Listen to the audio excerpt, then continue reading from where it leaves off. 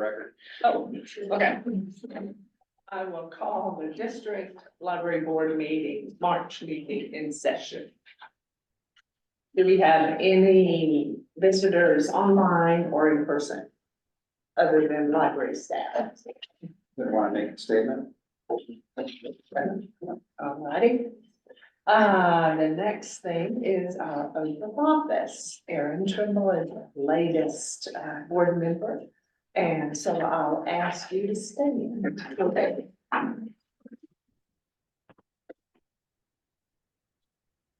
I, Erin Trimble,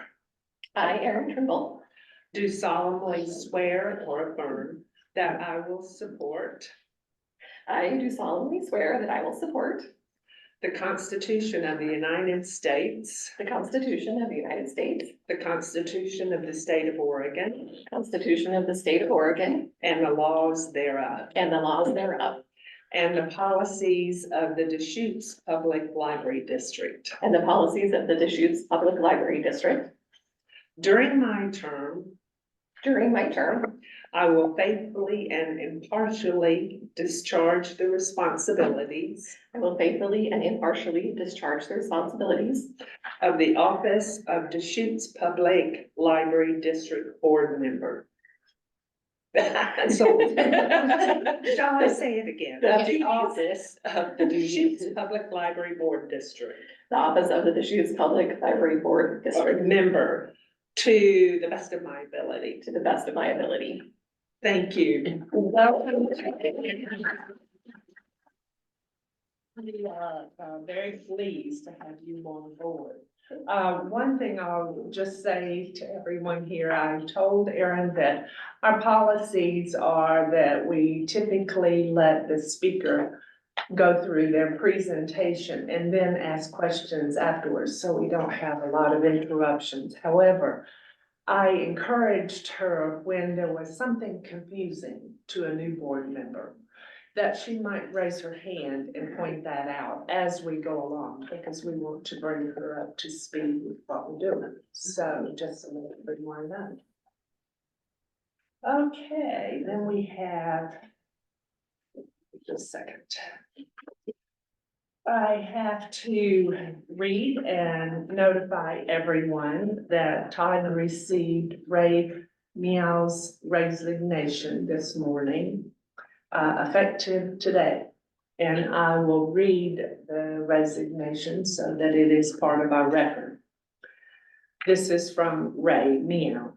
I am honored to be one of the founders of the Deschutes Public Library District. I am fortunate to have been elected to serve on the board of directors since its inception in 1998. The original board and library management was able to take our library system from one in which all the libraries were closed to one of the best in the state. We did this by ensuring that Lapine, Sun River, Bend, Sisters, and Redmond had community libraries that provide library services equitably and were easy to access. I went into public service to make a positive contribution to the lives of people and enhance the quality of life in all of our communities. I serve on the board of the Rural Fire Protection District number 2 and the Council on Aging of Central Florida. I have decided that I want to devote more of my time to these organizations which have a positive impact on people's lives. Therefore, I am resigning my position on the Deschutes Public Library District Board effective March 13, 2024. Ray Meow. So to let everyone know about that, I will also put that to Ray. Maybe we'll get a card passed around the next thank you for as many years of service. I'm assuming that we'll start this process. Yes.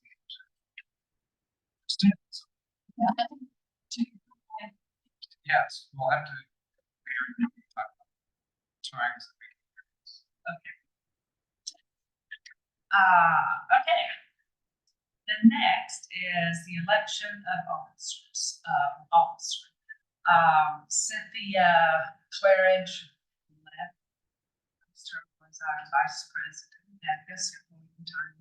That vice president, I guess, is it vice president or vice chair?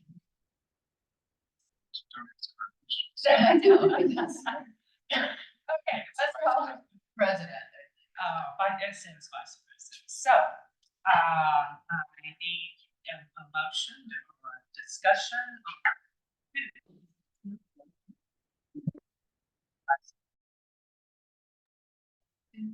do this job. I would like to nominate Ann. Oh, great. All those in favor? Aye. Well, that's extraordinary. Thank you. You're welcome. I appreciate your taking over. Thank you. Alrighty, the next thing is minutes. We have a plethora of minutes this time. I guess we should take them one at a time. The district board work session, February 13th. Does anybody have questions, comments on those minutes? I move to approve the board work session minutes. Second, all those in favor? Aye.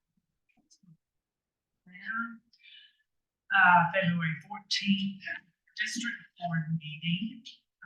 That's here. Anybody have any questions, comments, corrections? I'm very sorry. Apologies to the board members for having sound difficulties. We're going to have to disconnect.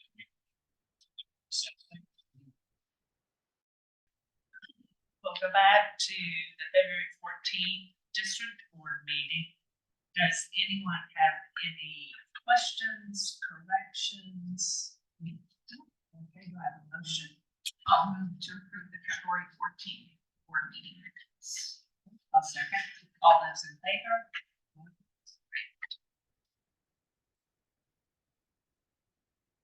February 21st, special work session. Minutes here. Does anyone have any comments? I have a comment. I don't think the wording on this is quite right because we kind of stopped the vote in the middle. So the statement that the motion failed due to a lack of quorum is not correct because we did have quorum present. And what I would suggest is that we reword it, and I had a couple of different ideas. One wording was Malkin moved to appoint Aaron Trimble, Thompson seconded. Malkin and Thompson voted aye. The decision was made to delay a final vote until further information could be gathered. Is that okay? Or further, or a follow-up interview could be conducted? Either way, I mean, but it's not. Do we need to state why a follow-up? Well, that was the reason that I said further information could be gathered, because then we don't have to go through the full explanation of how that all happened. Okay. Is that amenable? Okay, well, I would vote, or I would offer a motion to amend those minutes to include that wording. Did you get that? Okay. And to approve the minutes. Okay. Is there a second? All those in favor? Aye. Motion. Thank you for that. Yeah, I didn't, it was sort of a weird situation. Yeah. Thank you for starting. Yeah. And the last one, February 23rd, special work session. Are there any corrections, additions? No. Entertain a motion. We move to approve the February 24th session. Second. All those in favor?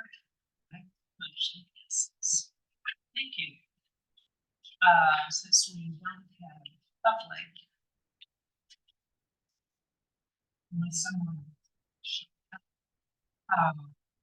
That's all. Comments. And we'll get right to bond updates and Greg. Everyone, see you guys. So. Just run through the master development schedule. That was one big task that worked through the past couple months and really updating all of the master development schedule and reissuing that out to all the project team as well as posting on sites. And then the chart that's in the report has been updated as well as the summary schedule. The things that changed where we're at on each of the projects. On some river, we dealt with some unforeseen conditions, structural issues, underground plumbing issues, number of items. As we worked through those with Sunwest Builders, they were looking at can they mitigate and could they absorb those. In the end, they said no, that's not reasonable. We don't think that can happen. They presented the schedules. One of the other things we did is we added in the commissioning of the HVAC and lighting systems, which added some changes on some storefront systems. Needed to replace some. Trying to salvage, realized they needed to be upgraded.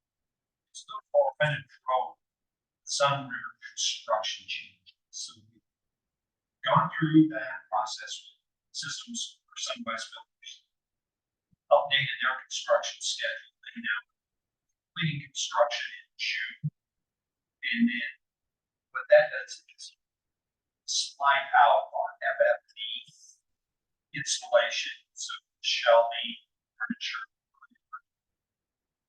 installing the collection, and that gets us to the proposed planned opening date in August for Sun River. And that's a soft opening. The grand opening has not been set yet. DPL will set that after we get much closer to the soft opening date so that it properly plan and allow staff time to live in the building a little bit. And that was one of the many lessons learned from systems. Having too close together. So those are that they finalized. Probably July, August time. So that impacts, we've got Redmond and Sun River tracking each other. So we also went through Redmond schedule. Kirby, they had a completion date end of June, right at the beginning of July. We had a few things that impacted them this past 6 months or so. A couple of changes, made some modifications to the main stair and how that was going to look. And what I think was really beneficial. The DPL was really happy with the change. And that took a little bit of time, added some time to their scope. They didn't really have a whole lot else of little things. Their completion date pushed out into the end of July. It's about a month. It's currently right at August 2nd, which is Friday. What that also does is push sequencing and the start of the FF&E, which needs to follow behind Sun River. So Sun River was going to push out some of this just so that we were overloading the FF&E teams, because they need to work at one location, finish, especially like the show, as well as staff. I want to make sure that it's real clean, great DPL staff. And that starts at the plans, the collection, the IT and components, marks, they've got to be in the building really look to make sure that we're stacking them on top of each other. It's a fairly demanding system number of units. The other thing that we looked at was the amount of time that we had for installation collection based on feedback backstage. We really needed to allow some time for them to install the collections. We added a couple weeks into their sequence. And also a little bit more for staff on the opening end. It got us right to looking at, we saw right at Thanksgiving, almost that week. We set it after Thanksgiving, just because we didn't want to try to library. So that's what you see in the chart. As far as updated dates for those two. You know, we talked about East Bend, January, when we went through and talked about the scope, modifications and stuff, and that we are still planning, and that work is gonna follow Redmond again, so that we're really looking at how's that impacting the district. So that's built in here. I put actually dates in. In the past, it's always been TBD. So we put in our preliminary dates right now. I think that's something we're still going to study to make sure we got that set up right. It's not an extensive duration necessary. So planning phase here this next 4 months, detailing out the scope of work, getting vendors hired. Then look at what's that exact part. What's that? Do the renovations. Those were some of the big shifts in the schedule. That's where you saw those changes. The other is central life. And so we've been evaluating that, really looking at that. There's no changes to date on central in those days at this moment. We're working through, so one of the things specifically is getting plat map finalized. That's the developers process. They're at the final stages. Final stages. They've been going through with the city, getting all of their approvals to say, okay, this is done. Let's send it to the county surveyor for approval and recognition. Which then says, they're right in that phase. They've been going through a few weeks here, kind of really dealing with a lot of corrective action questions, city to the developer. It's been everything, sewer system that's in central, sidewalks, ramps. I spoke with developers, ladies. We got everything, got one bond left to turn into the city. And that they're supposed to receive it today, sign it. So the things that affect our schedule, so grading operation is developed. And then we are planning to start our building construction here. That hinges on 2 things. One, that our phase 1 building, which is all of our concrete foundation work, all start is issued. That permit, we got through plan check, received, basically they have no more plan check corrections or comments other than finalized partition. And then they also assigned status. And those are 2 things that are needed to give us the permit. So we're really close. I think that this is going to be once we wrap that up this month, we're gonna see, okay, where did we land on our target date for starting concrete? How's that affect the schedule? Does it? It's something that we'll look at for the next couple of months. You know, for about 4 months, there's one primary subcontractor. And so if there's, lose a little bit of time, we'll probably talk to Kirby. Okay, how do we make up that time? 'Cause it's always easiest to make up time with one key subcontractor versus 10. So that'll be something that I'll look at for them and to really gauge to see where it's going. Otherwise, balance of the schedule, how things will work. Phase 2 building that's in Blanchard with the city. They gave us partial comments here this all of the structural elements, but not the others. They said hey, it's going to take us longer to finish this week. And it's a work issue. Just all the projects that are in. They're making really good progress up until this week. And so I'm expecting that it's going to take a little longer once we get those projects. They indicate end of this month and out to us.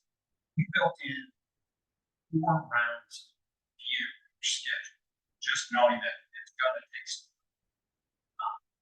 It is possible that we may get through 3, which would help mitigate any time. That's something I can't forecast it. I wouldn't want to try it right now, so I left the schedule as is, and I'm just monitoring and updating. That's something I think we coming 2 months. Let's see where it stands. I see it being a time issue, but it may get impacted 2-3 months or so. Lean on Kirby and see what they can do to help us out. It's reasonable. We'll have a realistic date for completion. The other preparatory is the other subcontractors ordering materials in line. That is all advancing. It's really kind of changes overall to the schedule. You've seen it here, so what's changes? It's still June. On the budget, there's no changes to the budget this month. Contingency now. Part of it is going through a full budget update right now and evaluate each of the projects, how they're staying. Looking at the arbitrage council, look at earnings today and forecasted earnings based on 5%. That was something that we got feedback. Set aside money down in account potential tax liability. And so we have much better direction how much we need to leave in there. We do have to leave a chunk of money there. Same. So, but there is some going to be redistributed back in.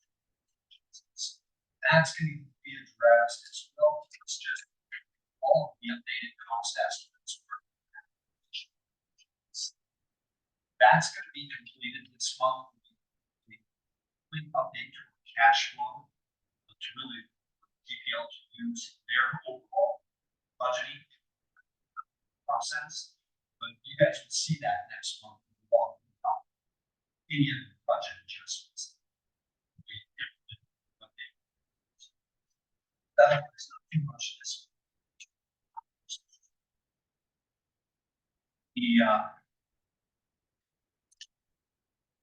As far as procurement and contracts, biggest activity we had going is RFP CMGC. And we'll go through there's a separate letter on that. Got through that process for them for finalize that and downtown Bend schedule. Changes to it. It's been updated to align with starting of that design. Kicked off.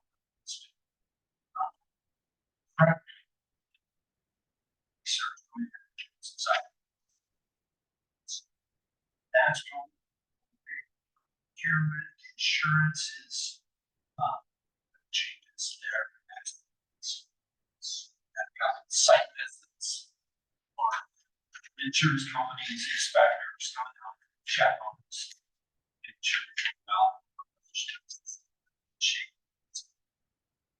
On design and construction, central, you got your 5% documents. Do those, provided comments back to the design team for any final adjustments. Getting those wrapped up, shelving, making final round. Comments and adjustments, that's been a big learning curve. Really big changes to our shelving systems, not huge, like big things, but how they're built and stuff so that they present direction and function. It's lessons learned coming out. It's been out there.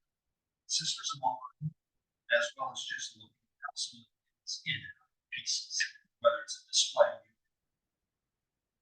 And they catch Sun River, Redmond, as well as the design central and carry. I think those are all positive improvements and value added to the district to make those changes.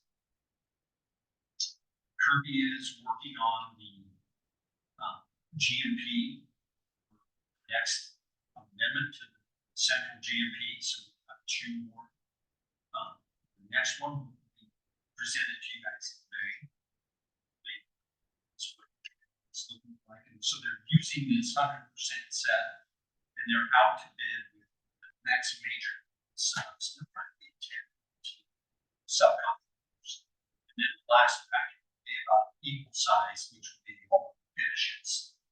This is going to be window system, sheet metal, all exterior cladding, all roofing, those kinds of trades. We've got all the early structural and MEPs done, and now the next package. So that's out right now, issued. The RP, their bid has been published, and so it's going on right now. Substrate is later this month to evaluate them and present it to us. But that process is going well. Seems to have good interest from subcontractor community. Sometimes they look at it and they realize this is a little better than we can take on. That is one of the challenges Kirby faces. We have a lot of small subcontractors. Some of our packages are so big, it can be bigger than your annual volumes. So at some points it does attract other firms from around the state, especially out in the valley, where some of the bigger subcontractors still have coverage. Interest is just much broader reach on the central sides. As far as early learning and furniture packages for central, those are advancing. Right along on those, the early learning packages, 66% construction documents, flags, right? Same.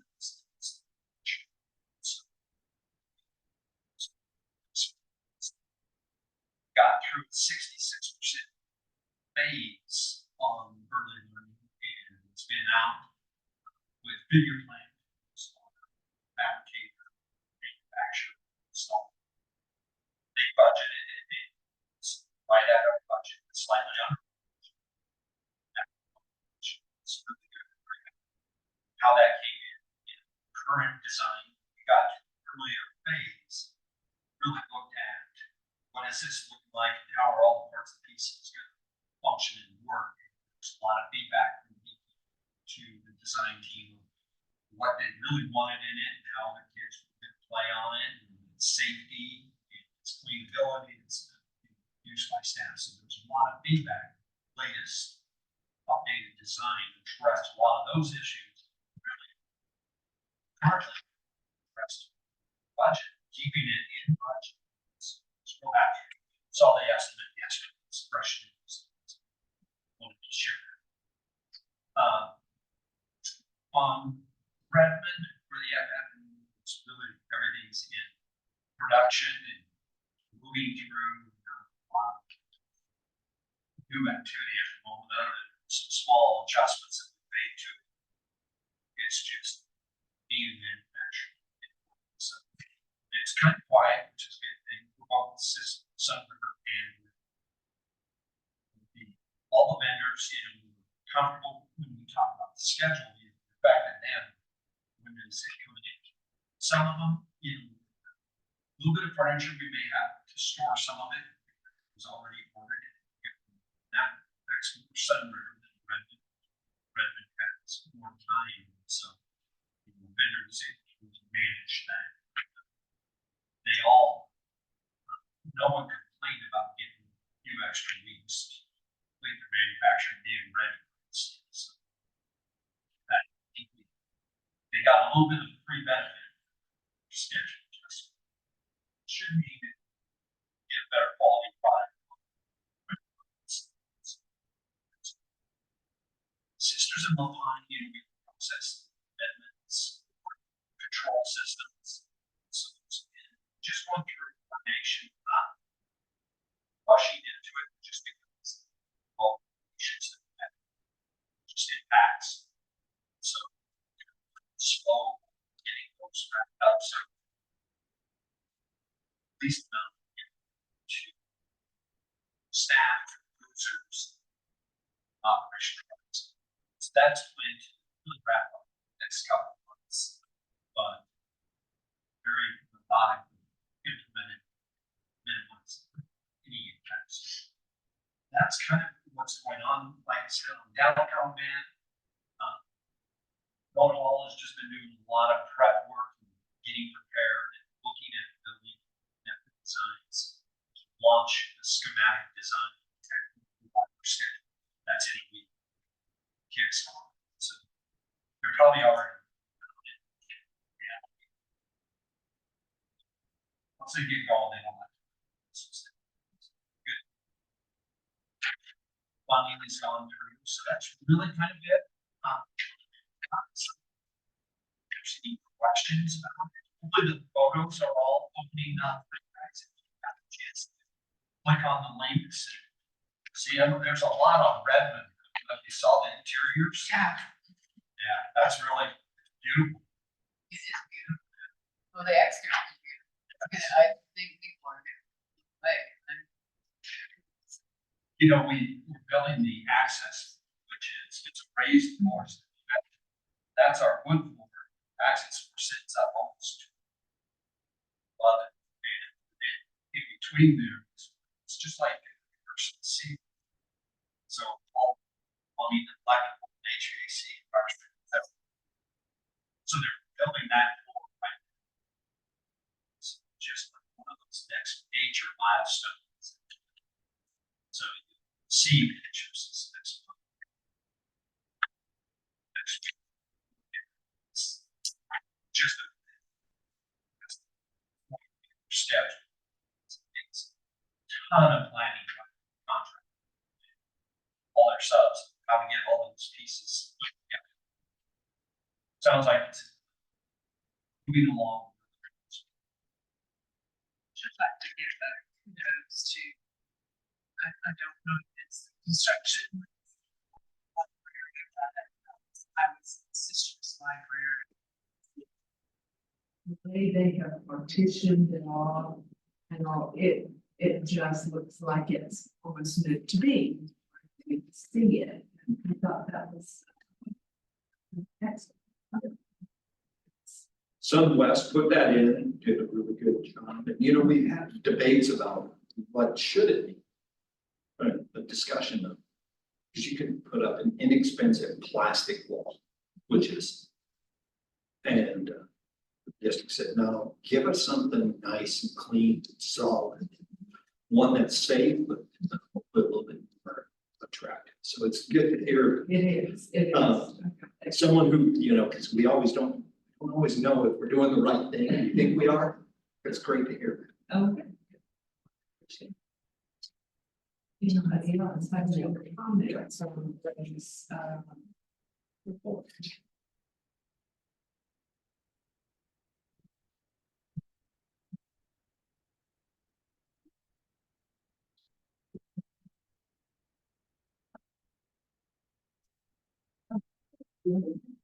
So we'll just put it right here before the bring. Yes. Okay. Okay, we will move.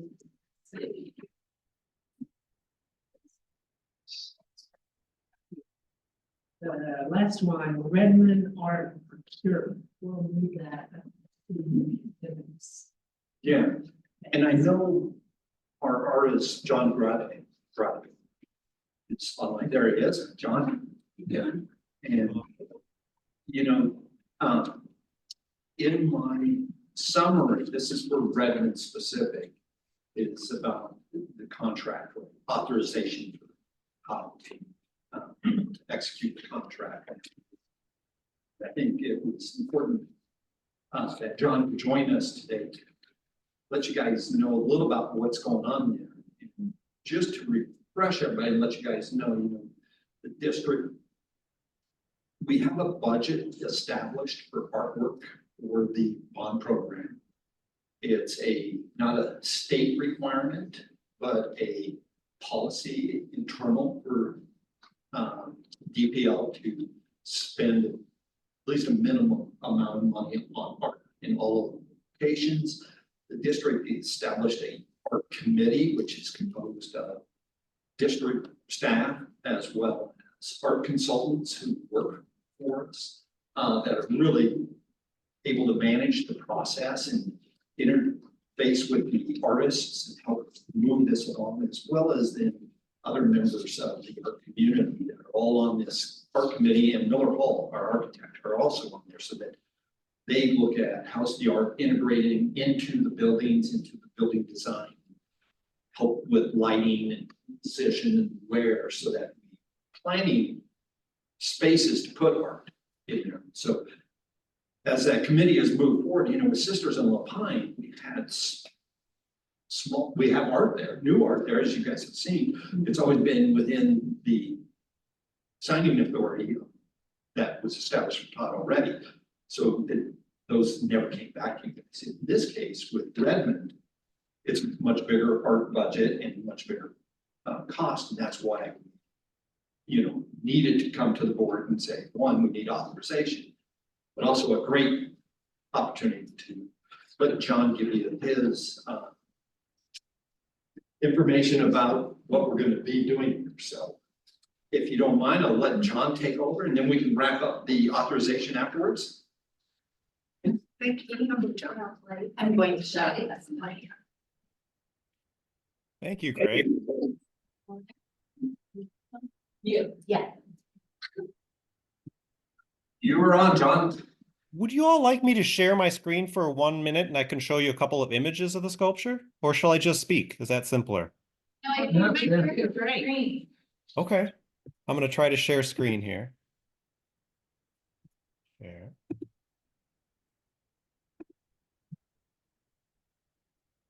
Is it working? Yes. Oh, beautiful. Well, it's nice to be part of the meeting, and I'm so happy that I can share this with you directly. So thanks for allowing me to be part of this today. I am coming into this first and foremost excited about the idea about getting to make a sculpture in a library, because I think it's a really meaningful context, and it's something I've never been able to do before. And then secondarily, I'm so drawn to Central Oregon. And so my body of work is all inspired by the natural world. And your area has so many grand natural wonders.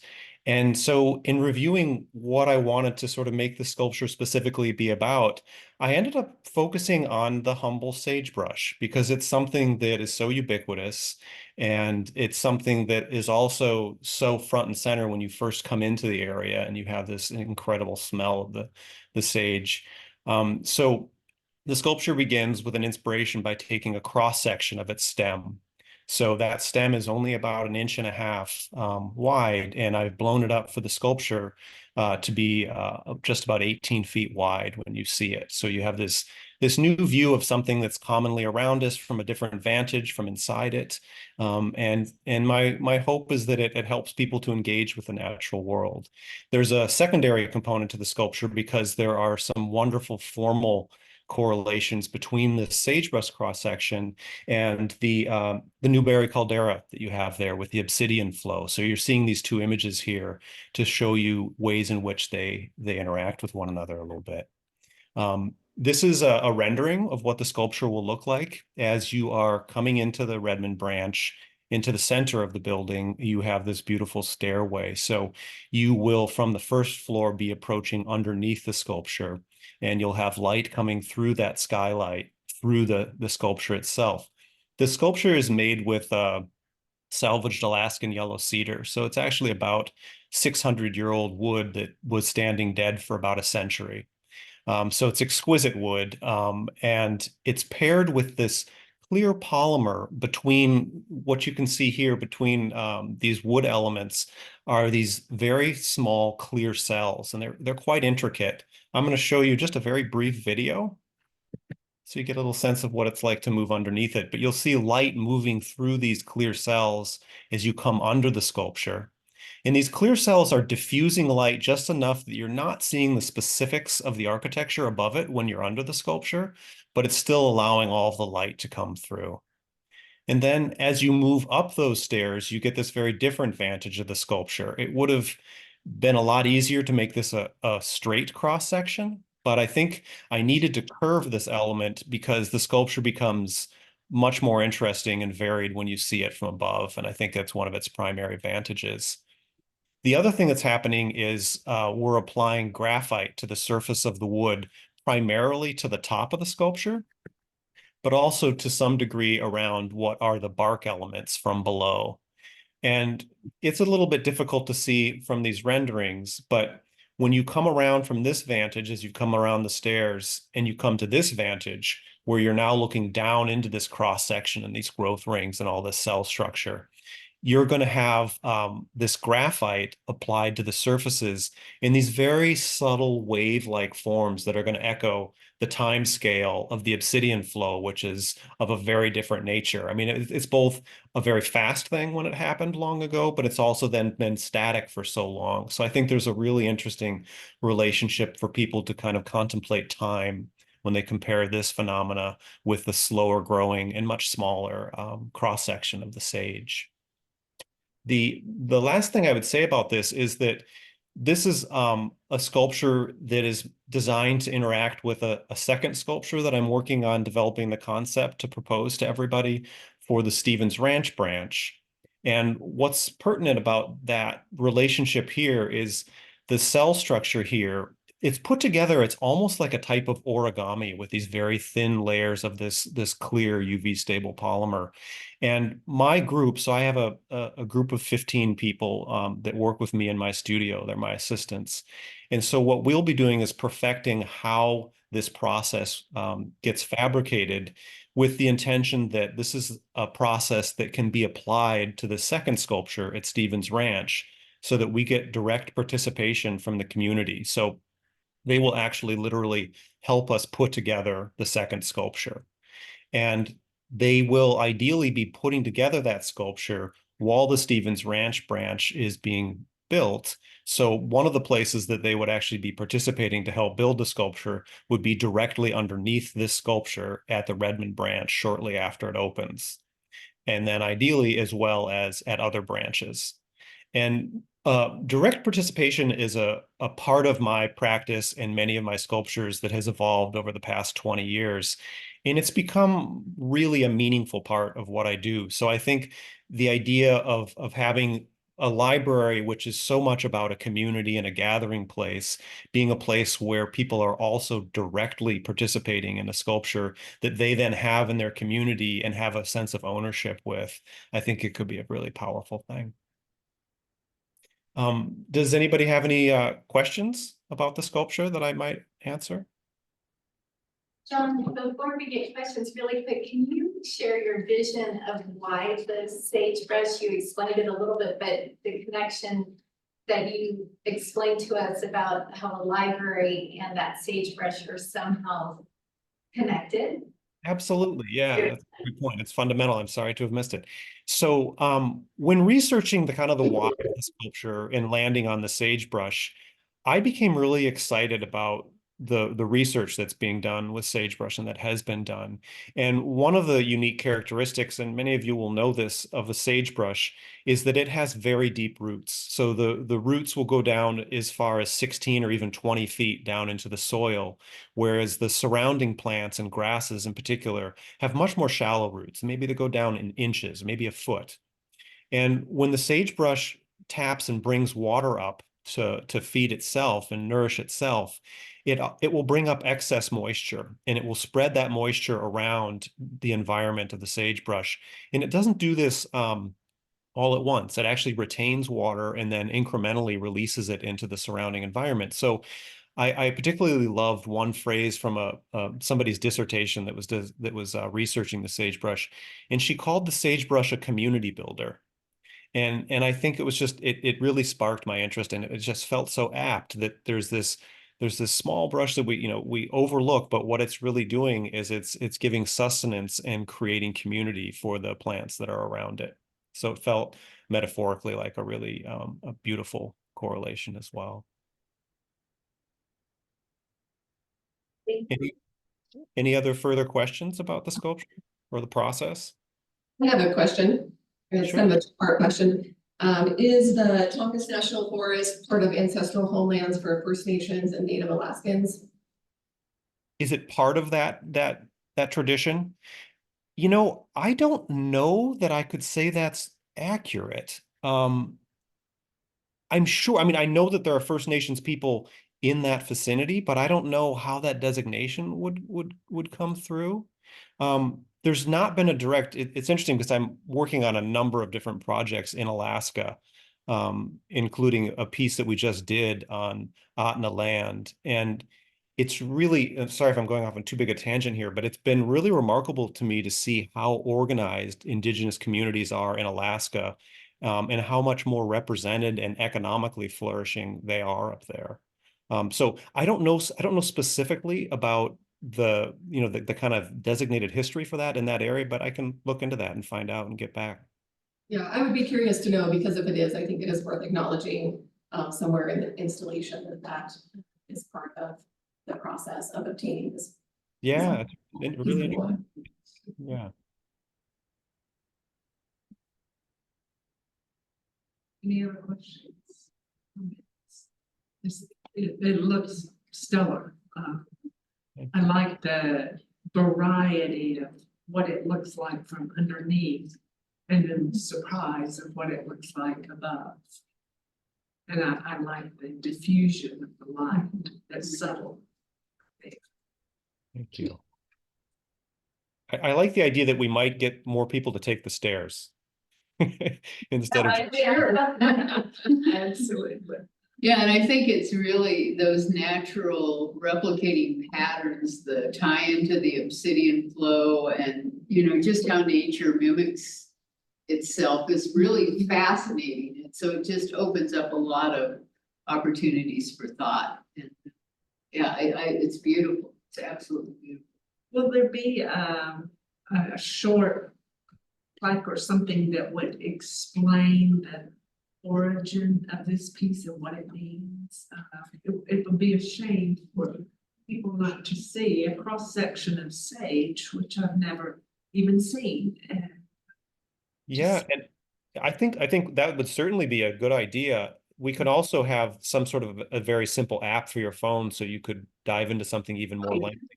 Yeah, the art committee is looking at how do we catalog all of this so that the public has access to it as they walk around our buildings and they're able to pull information.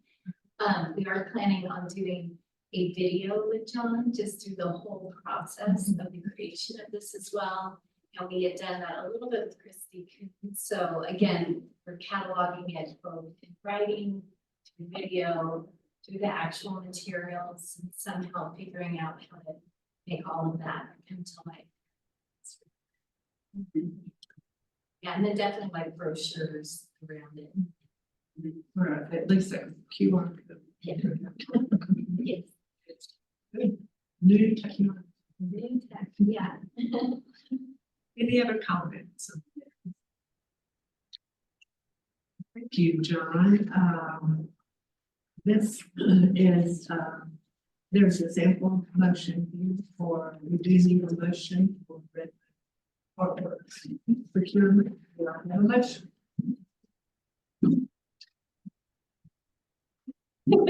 I am moving to authorize the library director with signing authority up to $400,000 for the Redmond Library artwork contract and chambers. I'll second that. Yeah. All in favor? Motion carries. Thank you very much. Wonderful presentation. I'm excited to see it. Can't wait to see the finished product. Thank you. You know, it's really relatively fast. We in November it'll be there, so it's exciting for me. Wow, this is gonna be, it will be. Thank you, John. Thank you. Thanks, John. Thank you all. Hope you have a nice day. Thank you. All right, we're gonna go back to Greg for early learning. Yeah, so the early learning Fabricator was figure plant. And if you recall, we brought them on board at the very beginning of when we started the early learning design process in a design assist role. And it was really driven because as we talked with Plus and Greater Than about what are they going to create? Well, it was, we're going to create unique things that you don't go buy off of the shelf. And a contractor doesn't build them, but there's people out there that build these things, the dreams that they create and come up with. So, yeah. I'm gonna stop you very quickly. Can you tell me the difference now, connection between figure plant and Plus and Greater? So Plus and Greater Than is our designer. So they design it, they come up with the ideas, shapes, colors, the pieces. Where Figure Plant is actually the company that builds and makes it. But often what they are building, everything they make is custom. So it's very seldom, you know, a repeat thing that they do. So they retool their workshop and they're over in the Portland area. It's a manufacturing plant, but they have to figure out, okay, how are we gonna build this thing? So they see the initial designs and sometimes it's simple. Okay, we're gonna build a box, we're gonna cover it with this. And then sometimes like our cards, it's like, okay, we gotta figure out how to make it play music and talk to you and things move and create little pieces. And, you know, just if you think about those parts and those pieces, there's a lot of activity. And so it's, they create all of that. They actually figure out how to manufacture it and then assemble it down to the individual pieces and what is the right material to use. We talk about the types of woods and types of plastics and pieces that, what is the right material to start with? So that one, it can be shaped into what we want it to be, but that it's a durable product, that it's gonna last, and it can be played with by kids, and they are rough stuff. Lord, I guess, parents, people know, but they definitely tested out Sisters in the Pine stuff right away and found everything that would break. So, you know, so that's their role, is building. Have these, sorry, question, have these two companies collaborated together on other projects? Mhm. Okay. Yeah. So we went out with an RFP for our design assist role for our fabricator. And Fabricator was actually the only company that responded. We, Plus and Greater Than gave us names of 4 firms that we reached out, talked to, and they looked at it, but only Fabricator came back. Ultimately, we awarded the contract. That was a couple of years ago, when we first dropped it. Actually, it was a little over a year. And when we started out with it, we set it up on an hourly contract, where they gave us a budget and they would bill against that for these design assist services. And then once they get through that design assist role, they move into a fixed fee that they give us to actually manufacture and install. And those we've come back for like Sisters, Lapine, Sun River, and Redmond with those fixed amounts. And because they generally, Redmond is $600 some thousand dollars to build everything. But as we've gone through with the design assist role, which is very experimental, upfront, technical of how they support. So as Plus and Greater Than are looking at a concept, an idea, they're saying, hey, Fabricator, can you build this? How would you build this? We want it to look like this. But Plus and Greater Than doesn't tell them, here's how you build it. Here's, and so they're in that role. They came to us, it was probably in October, and said, look, we're going through the hours and the funds on the design assist role faster than anticipated. And so we said, well, let's understand why is that. So we went through and spent literally the last 3 months going all the way back through. Where did we start? And that's why there's a big attachment there.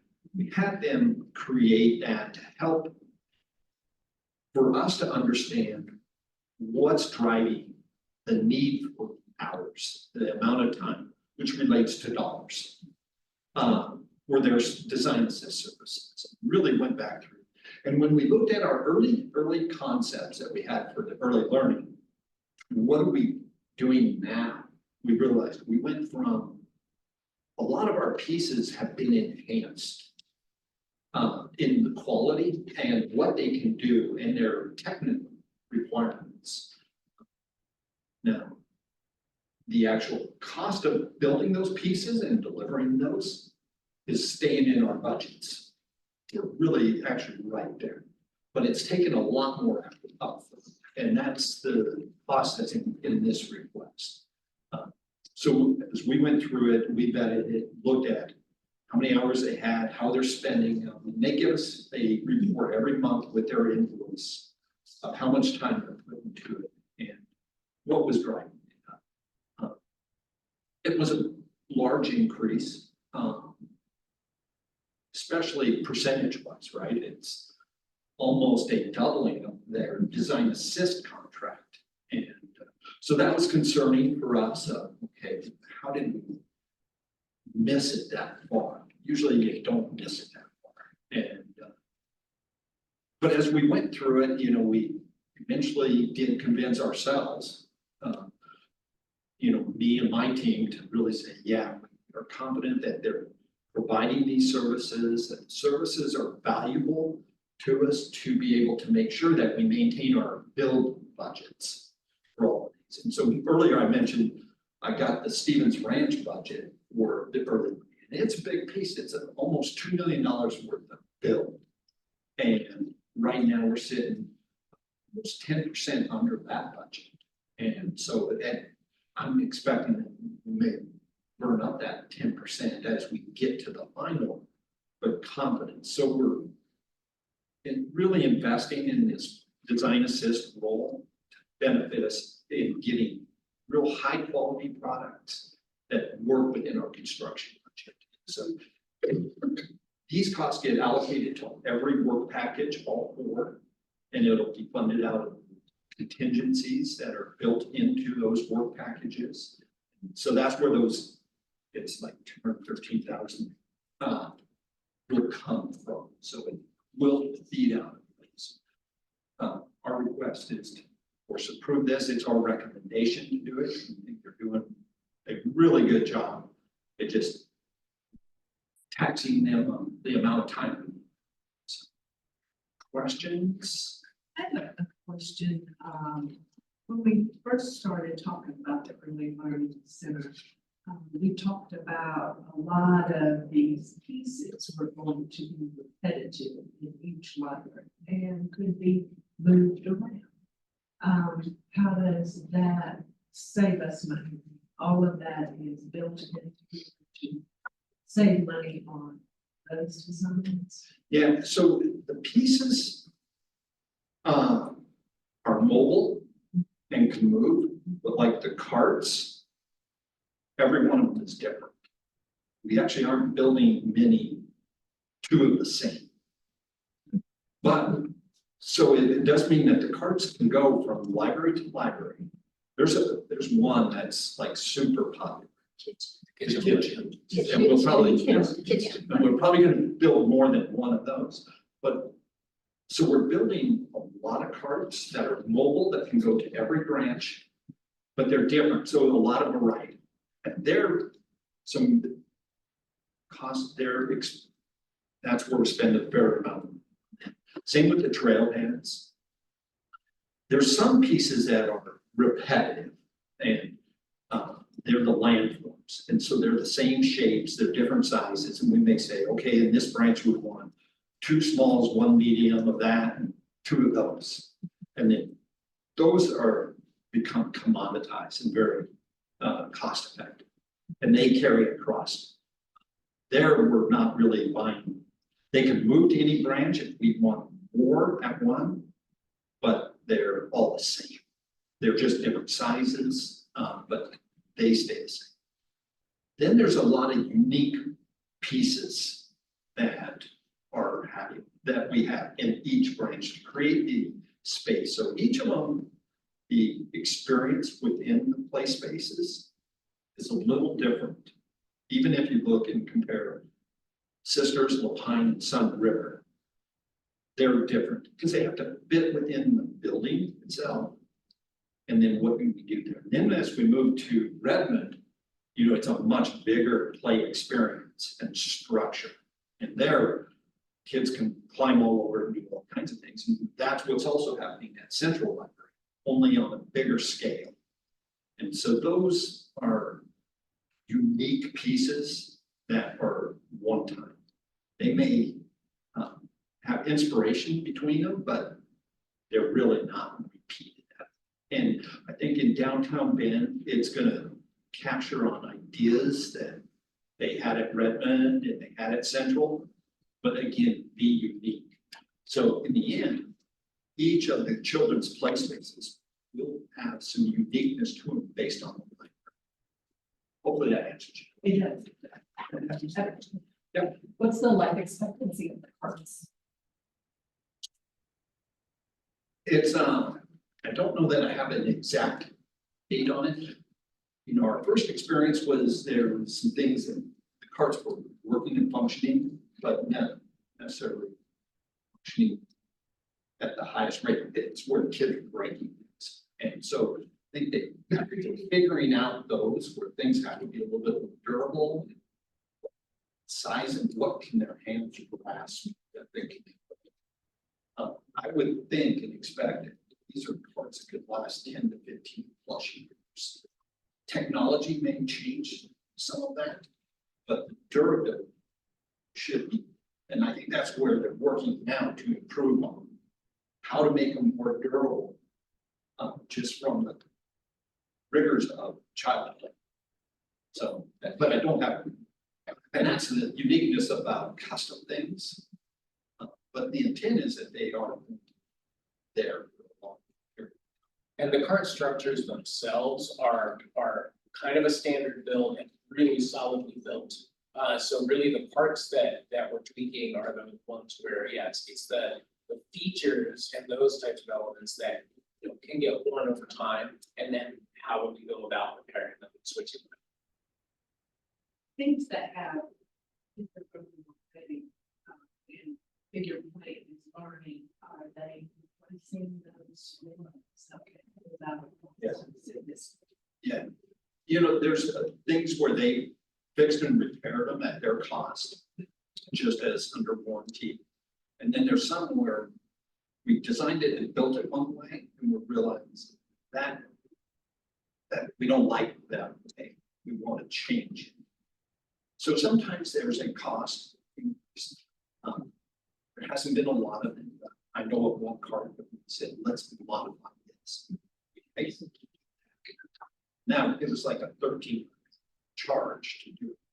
Now, the things that they are doing is everything that we learned from Sisters of the Line. They're trying to apply to all the future parts and pieces to make sure that they're more durable. And looking at, okay, how is a child going to interact with that? And is that appropriate? Is it the right material? Is it the right size? So that's built in. In that case, when we have contracts with Sun River and Redmond, they haven't made it, and so they've just said we can implement these changes. Generally, if they ask us for additional funds, it's because we want more, or we want to just completely redesign something. But all of the lessons learned really been at no additional cost.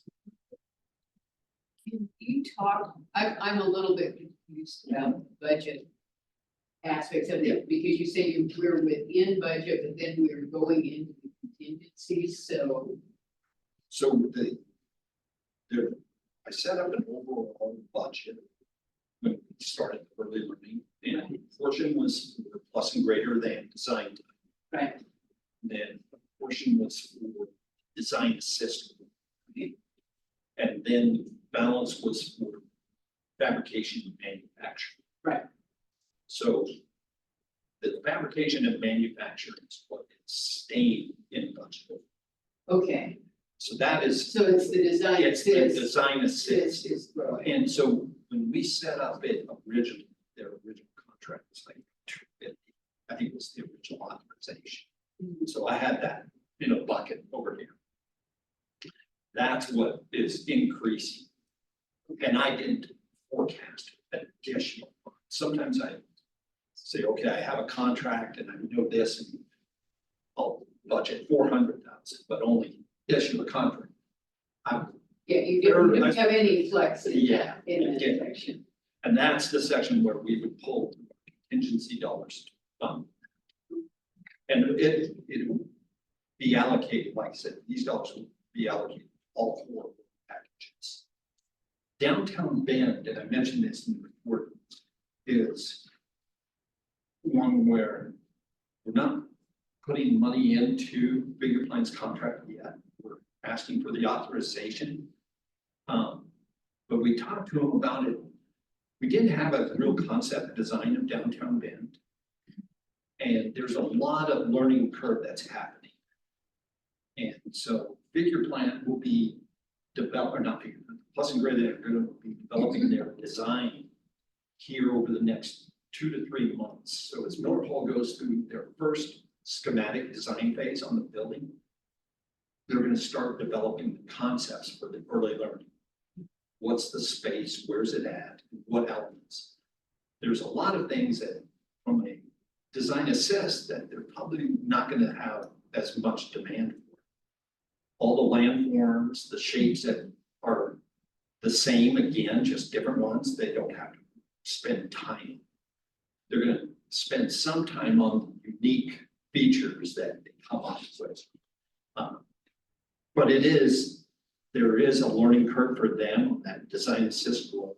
So that's what we said, let's not try and solve Downtown Bend until we can see a certain amount of design first to then decide. And that's why there's the signing authority is higher than current, what their current contract.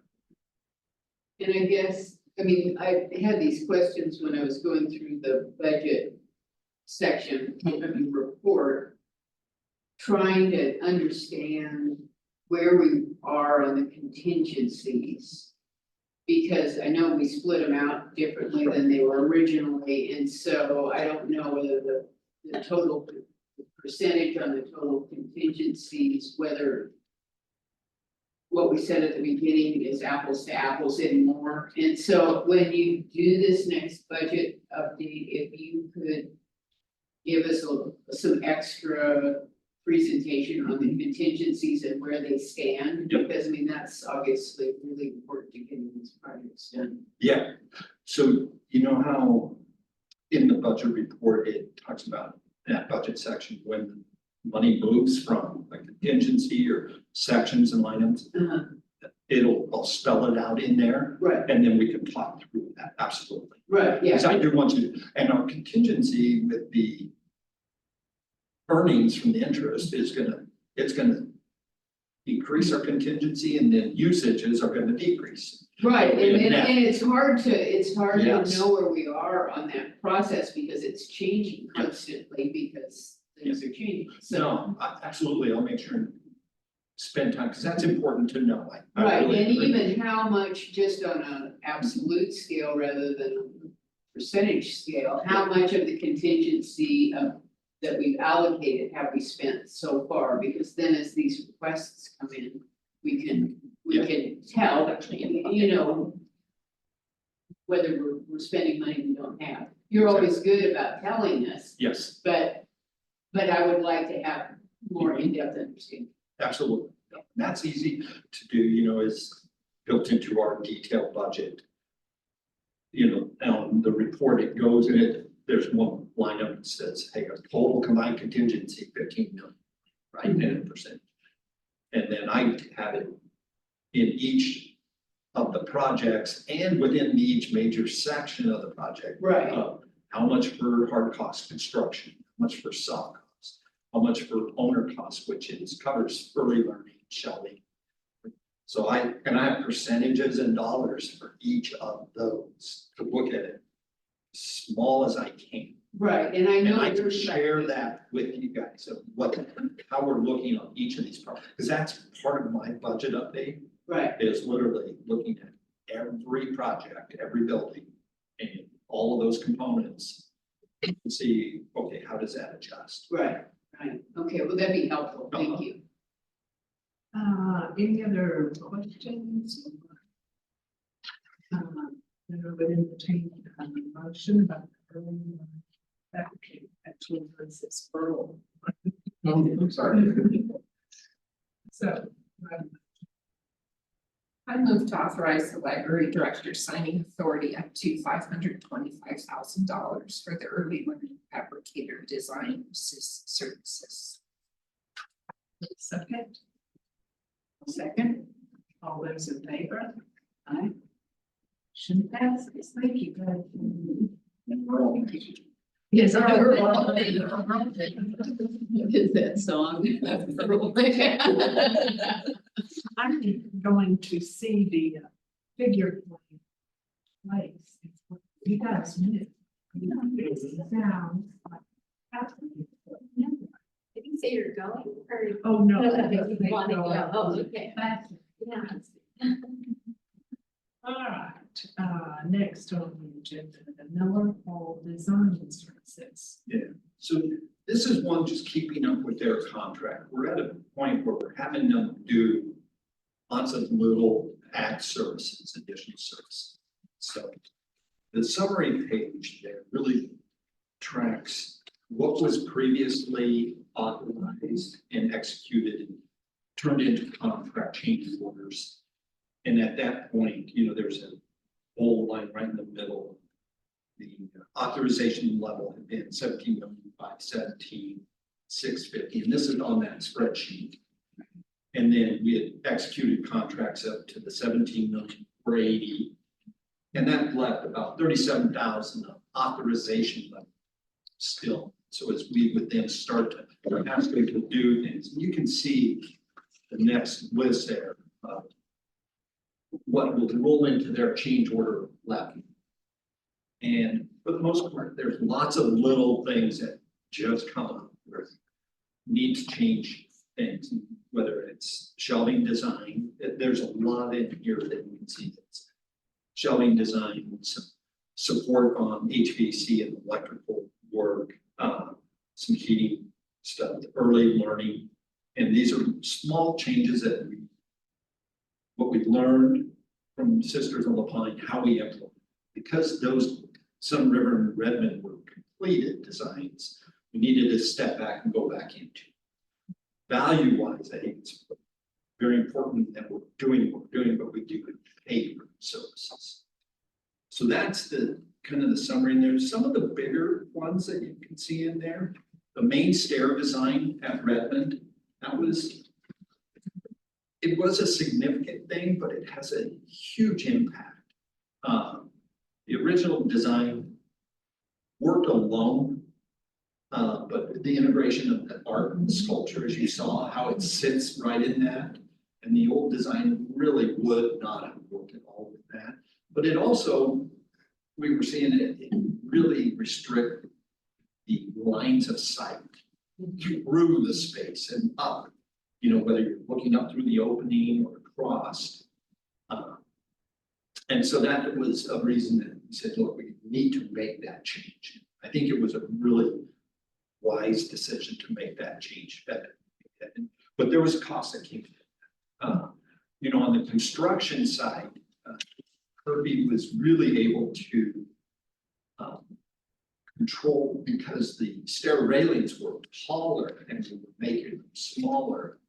They've been able to capture a lot of savings in addition. So we're really not going to be seeing an increase to their GMP. They're able to absorb those stair changes within the current established GMP. So I think we implemented a really important change where it's really impacting us. Now there's some costs there, but it's not increasing GMP. A couple of the other real large ones there, you'll see 115,000. That's downtown library lighting consultant. And what that is, so as we set up Norfolk's contract at the very beginning, they had looked at on branch renovations that the electrical engineer was going to do a lighting design as part of their electrical package. And that's what happened at all three of the small branches. And Miller Hall oversaw that and looked at it. On the new buildings on Redmond and Stevens Ranch, we have a lighting design. And it's a separate consultant, and they really have made a really big difference in it. Because of the size, the volume of the spaces, and what you're trying to do lighting wise, they're very valuable consultants in my mind. As compared to letting an electrical engineer just pick light fixtures based on catalog cut sheets. Yeah. Where the lighting designer, when you talk to her, Lucretia, her team, there's a certain amount of technicality, but they live in this other world that is sometimes, they have to do a lot of explaining of what they're envisioning about lighting. It's not always just the exact amount of light levels, but how it's going to function architecturally, functionally. So as we were starting to discuss ramping up downtown Bend, we talked about that. It was originally set up day one. Okay, we didn't meet a lighting design.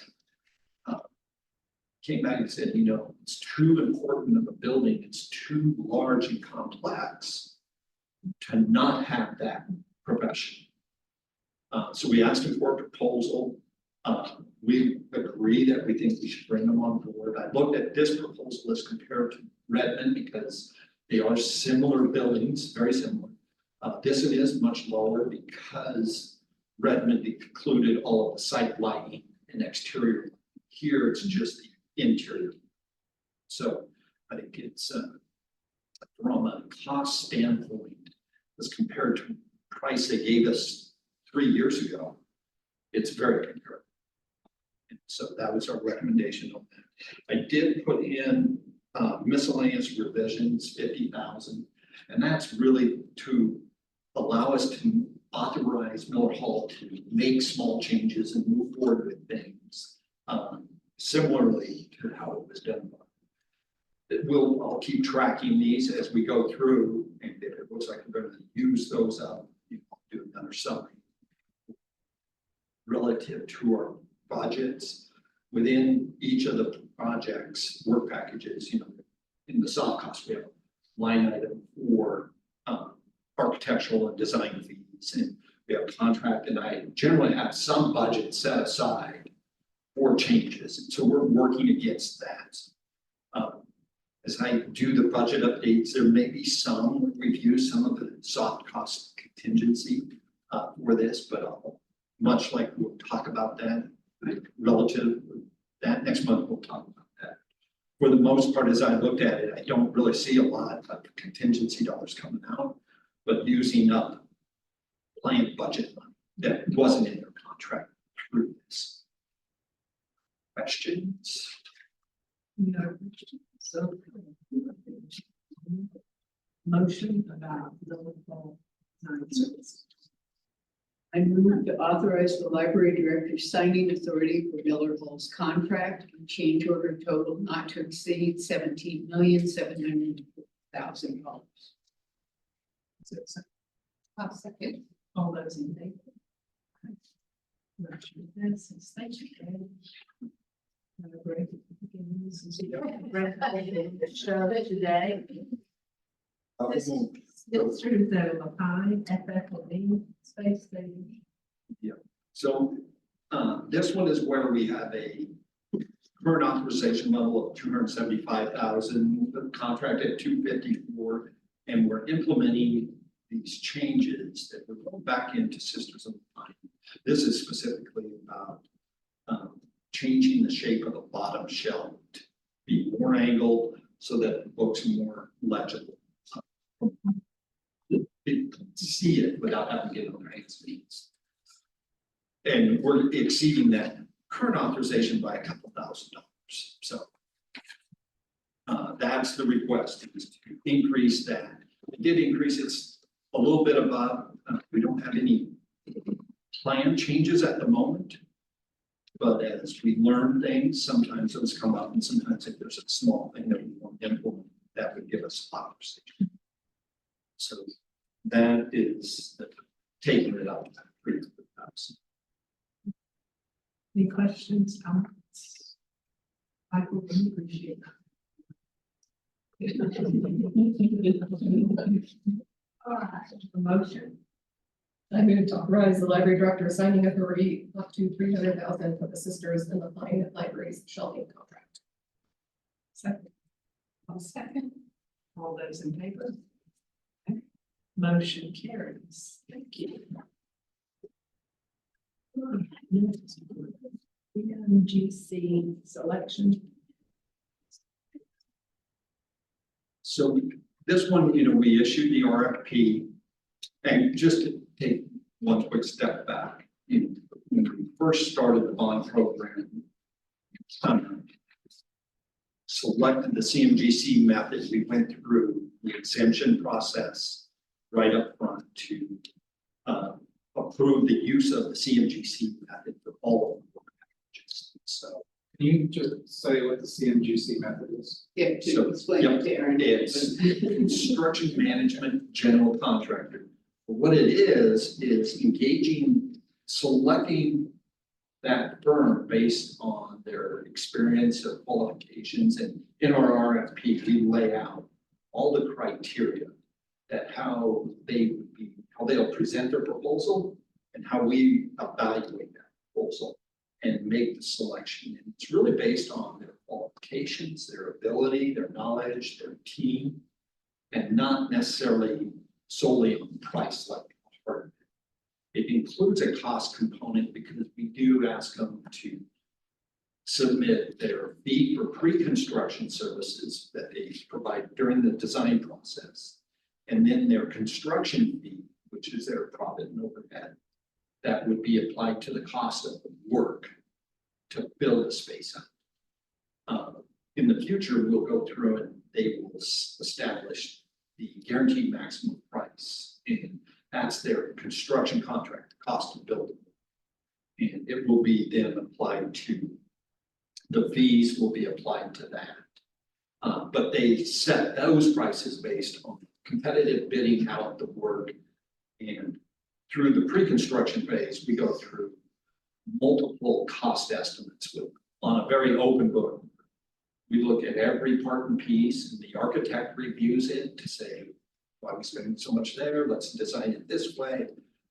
So it's a very open, collaborative process. As compared to the traditional, you let the architect design it. When they're all done, you put it out, competitive bid, you get a bunch of bids, and you find out if you're in budget or not. And the collaboration is also that team building and the open approach. We have our meetings with all of these, and it is a real just working partnership amongst our designers, our contractors, and the owner.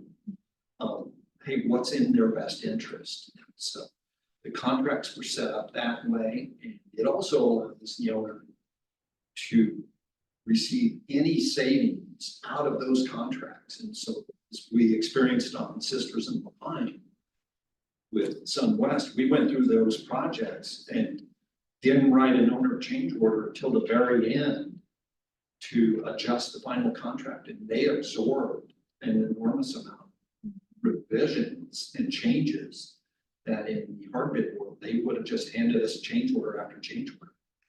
And so that's the collaborative nature, the open book, where the owner can truly receive those benefits. And we're doing that on Redmond and Sun River with both Kirby and SunWest, is that as we look at things, our goal is to never have to increase their GMP unless we really deem necessary. We did that on SunWest with Sun River because of the magnitude of the initial changes. But everything else we're looking at, they look at how much dollars they have in their GMP team. So that's the basis of the GMP method. So we issued an RFP in January for downtown Bend. And sent that out to the community. We held a pre-bid, it's a mandatory pre-bid meeting. I think we had 13 firms represented there. A couple of them were subcontractors, but 11 general contractors. We ended up receiving 8 proposals. We have an evaluation team, which is a combination of DPL staff, Red Point staff, and the architects. And so there's 8 evaluators that score everything in that way. And then individual scores are tallied too. And that's the results that you see attached here is the score sheet. And I will say from your board pack, we did have to send out a correction because as we were going back and looking at our scores, we realized our spreadsheet, we changed the way we had them present the corporate activity tax, CAT tax. You guys have heard about it. It's a tax that Oregon has placed on all contracting.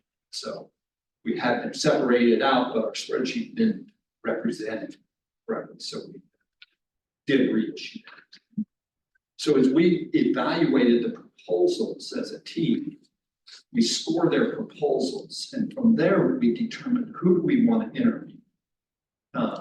In this case, we interviewed 4 out of the 8 firms, and based on how they scored on the initial, and conducted those interviews with all of them, and from that, the scores were then turned in, and it creates what is called the highest ranked. And in this case, it was Kirby Nagelhout was the highest ranked. And you can see the top 4 on that spreadsheet by rankings at the pre-interview point, which is just their proposals. And then again, Kirby was ranked number 1. Pence Contract was number 2. CS Construction 3, and SunWest Builders 4. So those were the 4 that we interviewed, and they held a finalist there. So once we completed the interview process and completed the scoring and identified the highest rank, this follows a process and procedure that we've established, but also follows the state protocols on it as well. We then issued the notice of intent to negotiate, and it's sent out to all 8 bidders. They see this exact same spreadsheet as what you're seeing here. What their scores were, how they ranked, and where they were at. They do have, through that process, the ability to protest, which expired yesterday, and nobody protested. So, and we haven't had a protest to date. And generally, they're protesting that we didn't follow the procedures that were outlined in the RFP and the procurement policy. So, I think working with legal counsel, and previously we had a consultant that worked with us, and to really create really sound forms, procedures, and policies that got us. So our recommendation is to award the contract to Kirby Naval Hound, to move into contract negotiations with them, and get them on board here. So, questions? Clarification, just for records and possibly the team, the evaluators, is not just you. Who does that? So there's 4 members, and we actually never disclose their names to anybody, although the bidders know because they meet at all of us. I guess that really, it doesn't matter. Because they do meet us all individually, yeah. But, so it's Todd and Lynn, Sean Paul, and Robert from BPL. In this case, it was myself and James Spence, one of our senior project managers from Redmond. And then Matt from Miller Hall, and Andy from Steel Architects. And so it, set up to bring differing opinions. And one of the things we did early on was say that that DPL always needed to have 50% of the representation on the evaluation committee because they're the owner. But as the owner's rep, we wanted a position, and we really felt that the architect needed to engage because they bring a very different perspective and round of questions of how they work with a contractor, what's been successful. So they're a very valuable component. Okay, any questions about that?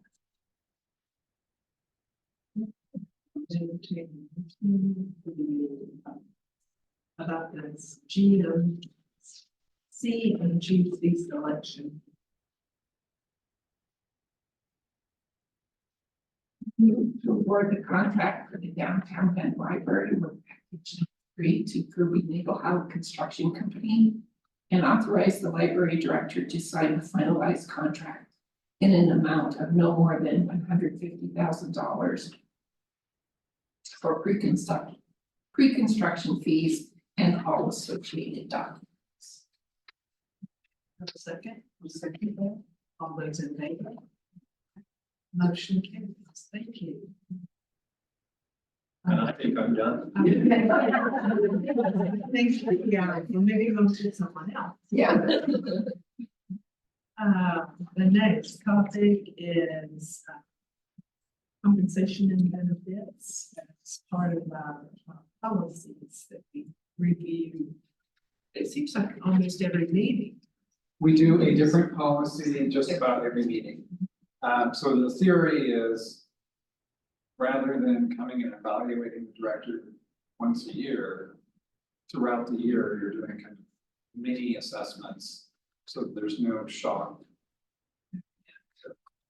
Well, once you wore the color purple, so I don't like that. It's tied to something specific. It's also a good way to actually keep track for the board and me without moving everything in one meeting. So this one, it's a pretty simple result, our policy from the board. I can't change my compensation benefits.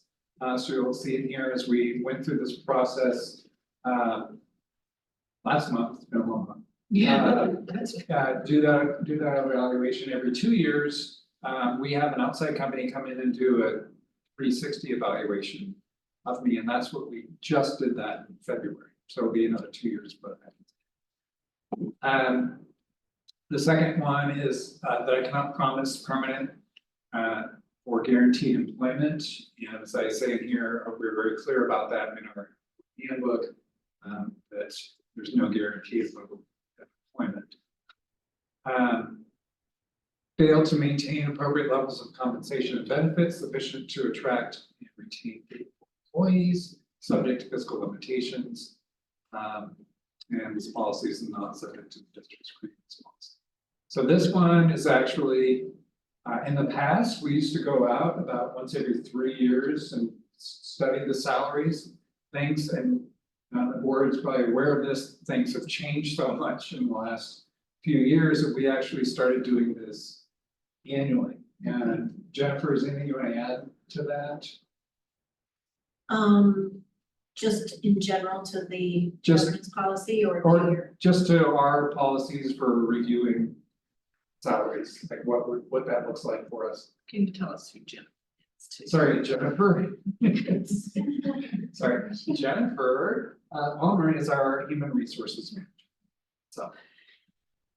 Sure, so, we do, and this is also in our collective bargaining agreement for our union represented employees, which we carry over to all staff. And we do an external, it's called a market study, but we actually turn over our job descriptions on an annual basis to a third-party compensation expert. And they go out and look at regional and national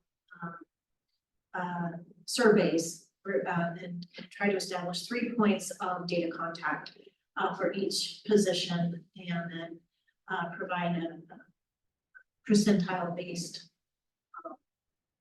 information back to us, and that helps us tie back to see if we're on target for comparable compensation, or if we need to make adjustments. So it's kind of a living process.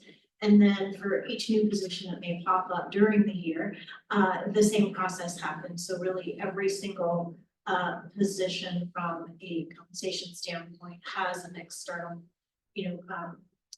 review process to make sure that it's in alignment with our policies. Kind of beyond the board's policy, it's very much to our benefit to be doing that, because that helps us attract and retain employees. We're getting way below the market, then that creates a challenge for us. The last piece is not entering into contract for personal services, where we haven't looked at conflict of interest and over 10,000 without obtaining comparative prices and quality. And that goes right into the public contracting rules. And so my interpretation of this policy is that we are in compliance with the compensation benefits policy. We do have to have a motion in this. Are there any questions, further questions? Motion or monitoring policy, compensation benefits.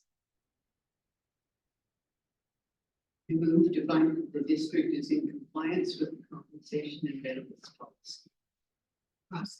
All those in favor? Motion carries. Thank you. And I think this was set up by who's our consultant? Marco, the policies that go up. It's part of the Carver model of governance.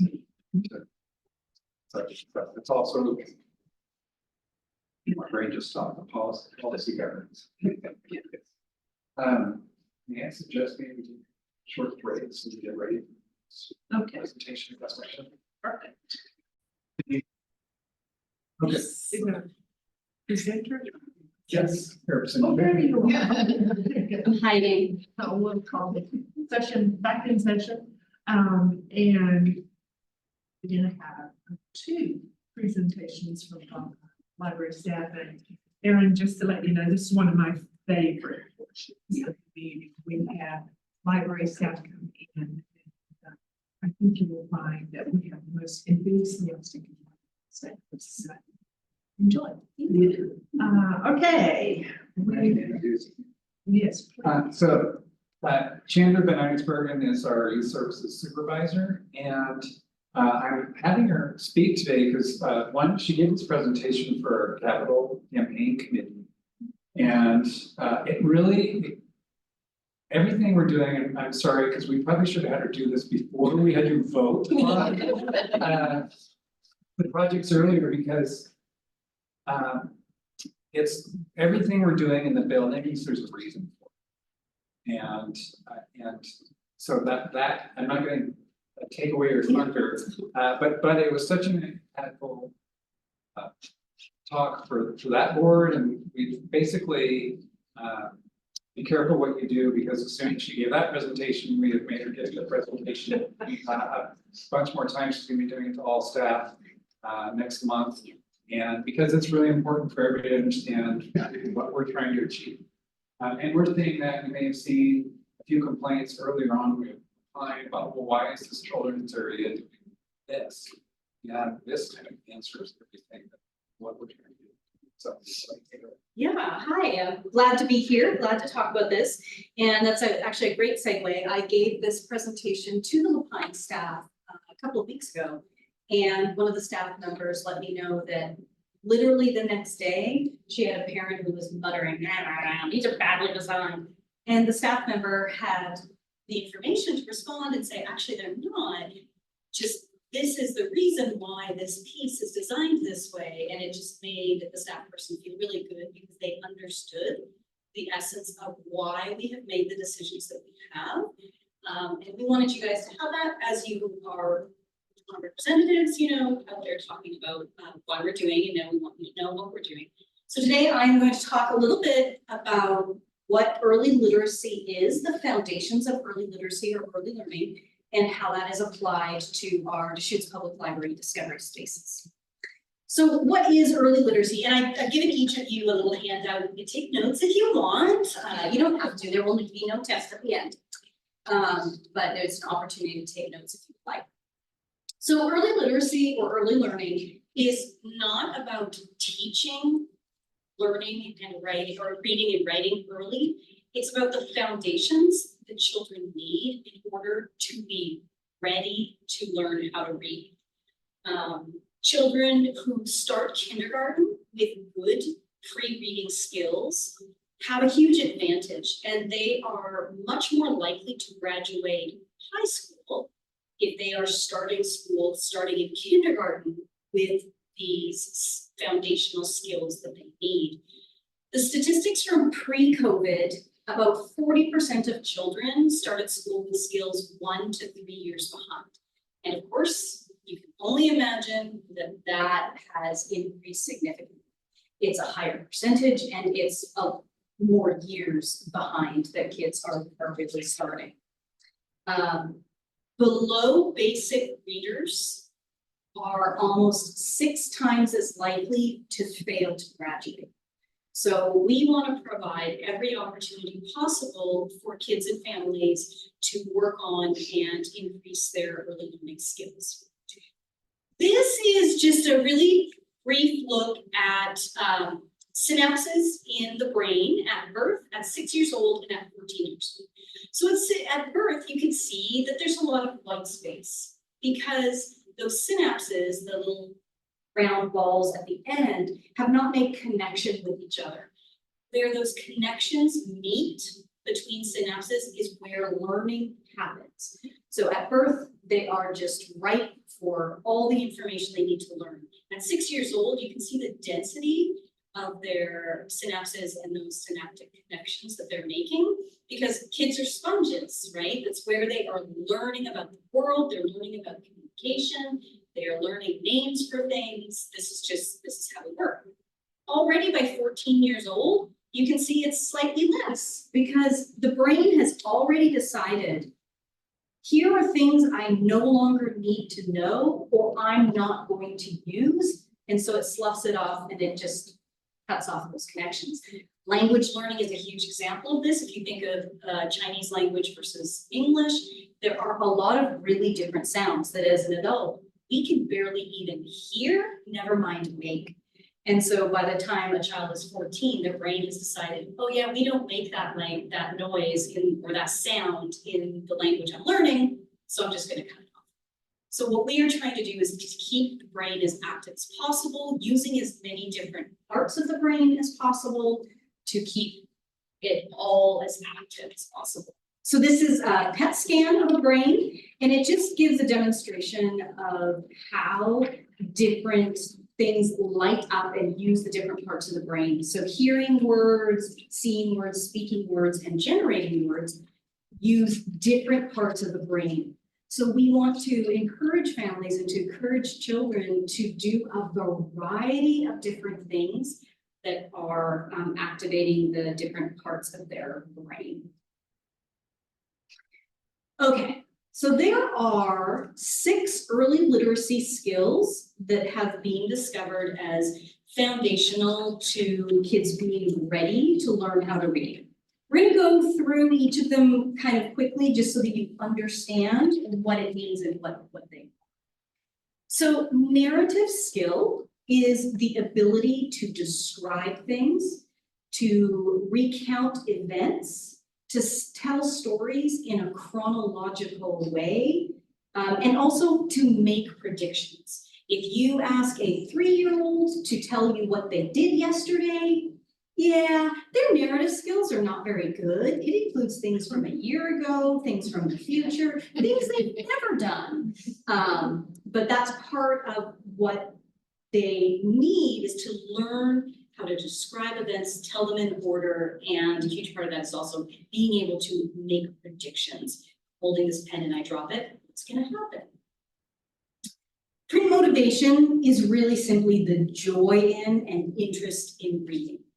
The biggest part of this is keeping it fun for children. I have a lot of parents who will say, my child, I forced them to sit still and read for half an hour, yet that's not helpful. Better off to have your child playing while you read aloud. They are still listening, they are still hearing what you're saying and they're ingesting it. Don't make it painful for everybody, because then they won't want to do it. Print awareness is the understanding that print actually means something. We understand implicitly when we see print, we know it means something. Children do not know that these squiggles, these symbols mean anything. They've done studies with picture books, and kids think you are reading the illustration. They don't understand that you're actually reading the print. So one of the things that we do when we're reading stories out loud is putting our finger by the print as we say the words or following along to help them understand, oh, they're actually reading the print, not somehow reading the illustration. Print awareness is also how we read books in our culture, so that we go from left to right. The front of the book is this way instead of this. You know, the way that we turn pages, that you're not holding it upside down. It's kind of all of those things are encompassed in the idea of print awareness. Vocabulary, pretty simple. Knowing the names of things and understanding the meanings of words. The more that words children can hear, the larger the vocabulary, the better off they will be once they are learning how to read a word. If they've heard it and they understand what it means, when they read it, they know basically how they're going to sound it out, which then helps them make those leaps to other words that they don't know. We have a lot of parents who are always a little concerned about reading above their child's level, and that's okay. I mean, you're not going to read a 3-year-old Moby Dick, but it's okay to be reading with your picture books that have incredibly rich language that they may not know every word. Every 3-year-old can tell you the names of every single dinosaur that's out there. I mean, those are pretty easy words. So you don't need to keep it simple for children. The richer the language is that you expose them to vocabulary, the better for them. Letter knowledge is understanding letters, being able to recognize them, recognize that a single letter can look two different ways, so capital versus lowercase, and that there are specific sounds that go with those letters. Now in English, of course, it's very complicated because the same letter doesn't always sound the same. It's very complicated, but that there is a basic understanding that there is a specific sound that goes with a specific letter. Phonological awareness is just a very fun way of saying the ability to hear and play with the smaller parts of words. So once they know the word, once they understand the letters, being able to put them together like bug, rug, hug, that those all kind of sound the same. It has a different letter at the beginning so that it sounds different at the beginning, but the ending is the same. So rhyming, breaking words apart, so breaking them into their different syllables or their different phonemes are a really great way for kids to be able to hear and play, start to play with the smaller sounds in words. Oh, I am forgetting his name, the author, Justice Norton, the guy who did The Phantom Tollbooth. And they created like words that don't make any sense, and that's okay. I always encourage parents, you can rhyme and make things that are complete nonsense. It doesn't matter. What you're trying to do is get kids to understand that you're pulling these different parts of words apart, and then you can put them back together in different ways. So those are the 6 early learning skills. How we apply those are that there are these 5 activities we encourage families and kids to do that use these different skills. Talking obviously is one of the best ways. Narrate what you're doing. You're going to the grocery store, you tell children what you're doing, what you're finding, identifying the different fruits and vegetables. It's a way for them to hear conversation happening. They're hearing different language, they're hearing different words. Singing is a natural way for kids to play with vocabulary, letters, but also phonological awareness. If you think of the song Twinkle, Twinkle, Little Star, each phoneme, each syllable has a different note. So twinkle, twinkle, little star. So without really realizing why we're doing what we're doing, singing has been part of early learning and early literacy as long as it's been around. It tells cultural stories, of course. Sometimes, depending on the song, it's also developing their narrative skill because it's often telling a story. But it is also vocabulary and that phonological awareness because they rhyme, and not always, but they usually rhyme, and they're differentiating the different parts of words. Being a library, of course, we believe that reading is the ultimate way to work on all of those. The picture books that we have demonstrate all of those early learning skills and are just an incredible way for families to develop those. This says writing. I kind of like saying writing or drawing because, again, I don't want parents to think that their child needs to learn how to write. A child scribbling is the beginning of writing. They're learning how to hold the instrument. They're understanding that this instrument can make marks on paper, and then they will refine that over time. The biggest one that I think has such a huge impact on what we are doing is playing. Playing is learning. Children learn through play with each other, by themselves. It's their imagination. They're discovering different vocabulary. They are telling stories while they are playing, whether it's playing kitchen or playing being a vet. They're telling themselves and others different stories. One of the aspects of playing that is such an integral part of early learning that people don't necessarily think about is the importance of gross and fine motor skills in learning. So a child can't pick up a pencil and write if they don't have fine motor skills in order to control their hand and to control the pen or pencil. They also can't learn how to write if they don't have core stability and and can support themselves off the table. So they need to be able to sit up, they need to be able to hold things. So play is helping them build those big muscles, those gross motor skills and fine motor skills. Which is why we sometimes do get people like, why do you have a playground in here? Well, it's not a playground. It is very specifically designed to do these things, and physical play is actually part of early learning and early literacy, and it is a vital part. So just so that you know, like, what is early literacy in our story times? It's one of the big things that we do here. We do story times in the branch. We also do story times outside of the branch as outreach. And they are a great way for libraries and caregivers to be partners in education. We always tell parents, you are your child's first and best teacher. And so we are modeling activities that they can do at home to build those skills. During our story times, we also highlight a skill and we give them an idea of something that they could do at home that will further the skills that they were learning in story time. We intentionally are selecting books that represent a diversity of the world. We're going to talk at the end about the mirrors, windows, and sliding glass doors so that you understand what that means. But we are specifically selecting books that are giving children mirrors to look at themselves, windows to look out at other experiences, and sliding glass doors to step into them. We also, not every book that we have is good for story time. So we are specifically selecting books that help us promote those skills. Okay, so why are our discovery spaces that we are spending so much money on important to our community? As I said, play is such a crucial component of early literacy and childhood development. It really helps us lay the foundation.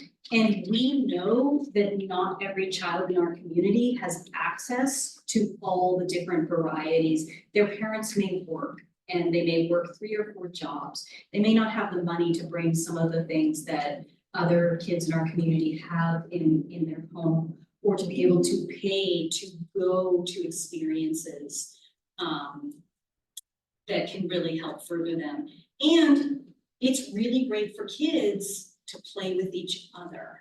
Those social emotional components are also really important. So through play, children learn how to and practice making new sounds. Kids hear other children speaking and using other words, and so they'll talk back. They are able to practice their narrative skill by playing with our pieces and telling a story to each other, or talking to their caregiver while they're actually doing it. Our pieces are designed to encourage talking and to encourage communication between children or between a child and a caregiver. Having a variety of toys and activities also gives children the opportunity to make safe choices about what they are doing. So they can practice having some autonomy, or being able to take risk in a way that is still safe for them. And as we said, the physical play helps them increase their gross and fine motor skills and those social interactions. Especially when they come for the first time, they're not always good at those social interactions, but they become better, especially sharing. Sharing is a very big deal. Okay, so when we look at the actual things that we have developed, they integrate all of our early learning skills. You've heard the names, Plus and Greater Than.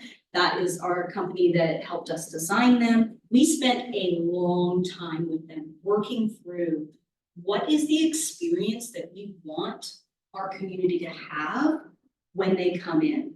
What are the skills and the things we want children to learn as they are playing with them? So these are just examples of a couple of different ones that we have created and the early learning skills that they use. So the wordplay one on the far left, that it looks a little different in real life, but that's pretty representative of how it looks. And I think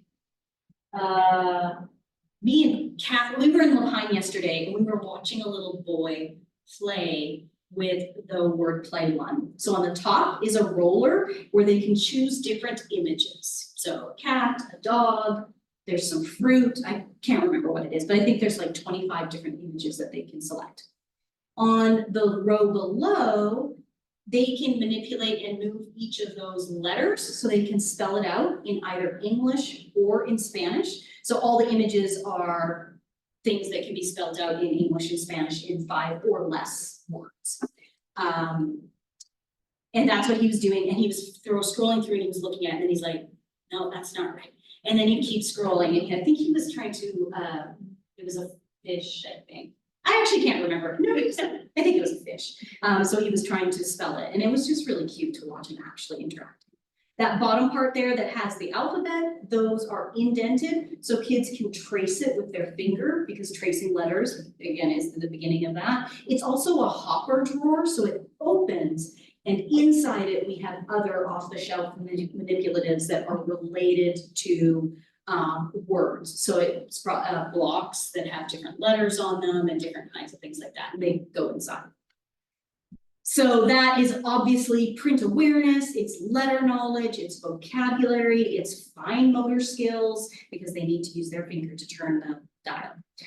The kitchen play is a kitchen, so it's a microwave or oven in the middle. They open the top and there are different items that they can play with in there. And then the bottom are different cupboards as well. And again, it's a space where we will put other off-the-shelf manipulatives that are food or kitchen related, so plates and bowls and not real knives, fake knives and forks, things like that.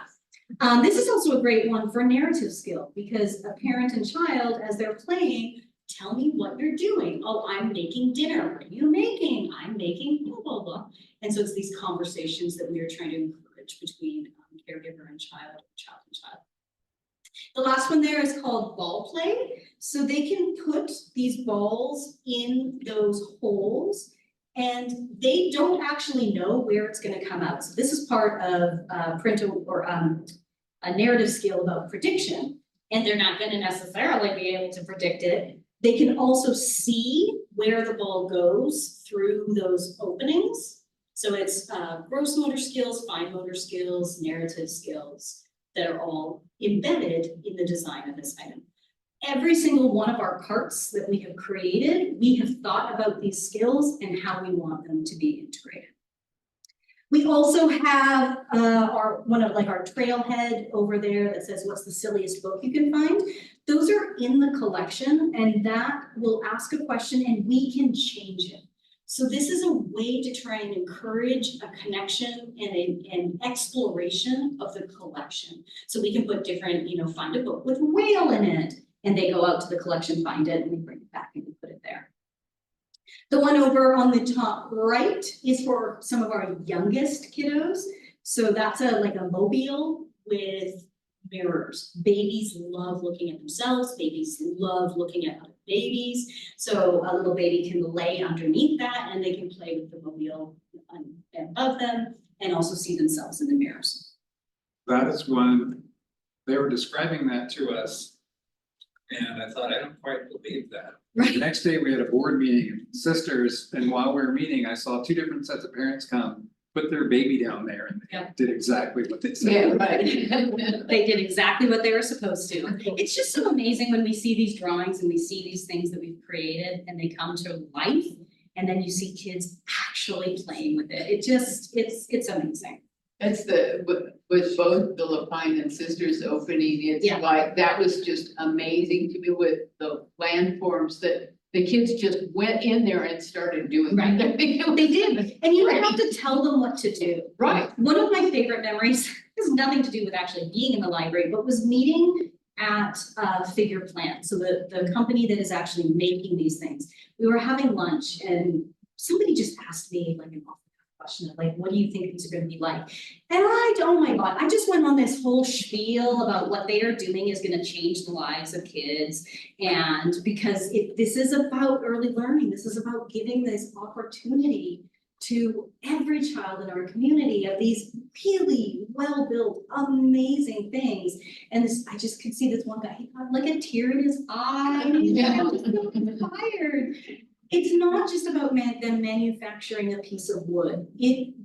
What they are doing is changing our community.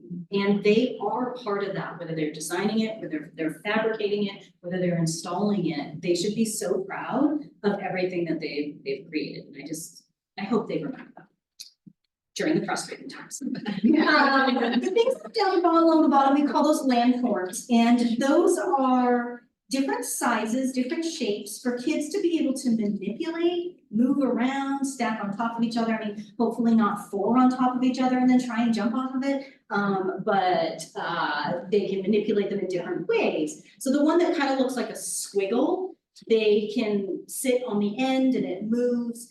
This is the one where I think parents have said, oh, this doesn't feel stable. And our response to that is, it is deliberately slightly unstable. They're not meant, I think Todd was like, just like us. But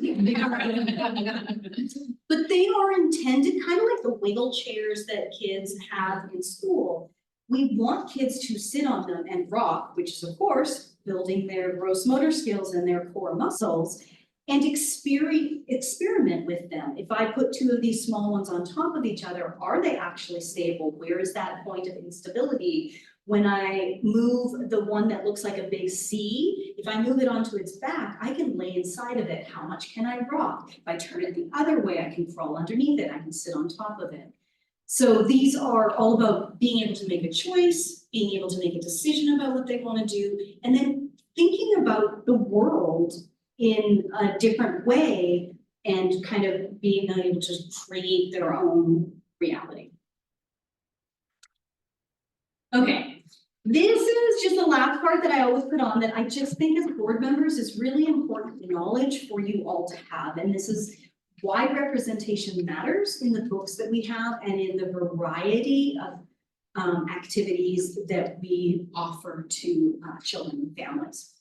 This is Dr. Rudine Sims Bishop, and in 1990, which is a long time ago, she wrote an essay called Mirrors, Windows, and Sliding Glass Doors, which is that we need to offer children an opportunity to see themselves in books, which is mirrors. We need to offer them windows into other perspectives that are different from their own. And sliding glass doors, which are opportunities to open that door and experience the lived experience of others. And it's vital for kids to have all 3 of those. Once upon a time, libraries said, oh, your collection should represent your community.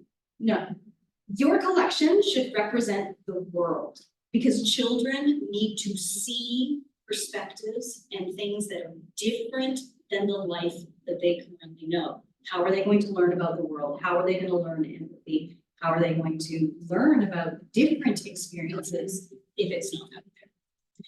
This is from 2018, which is a little bit older. COVID kind of put a hitch in all of our giddy up in changing the diversity in picture books, but it has gotten a little bit better, but it's still not that great. So in 2018, 1% of children's books that were published had American Indian or First Nations characters. 5% had Latinx, 7% had Asian Pacific Islander, Asian Pacific American, 10% of books, children's books published in 2018 had African American or African characters, 27% had animals, and 50% had white characters. As you can see, that is not representative of our community or even of our world. And so there has been a great push to change this, and it is changing. We've still got a long way to go, but children can't be what they don't see. So we need to make sure that our collection represents all of our children, all of our different areas.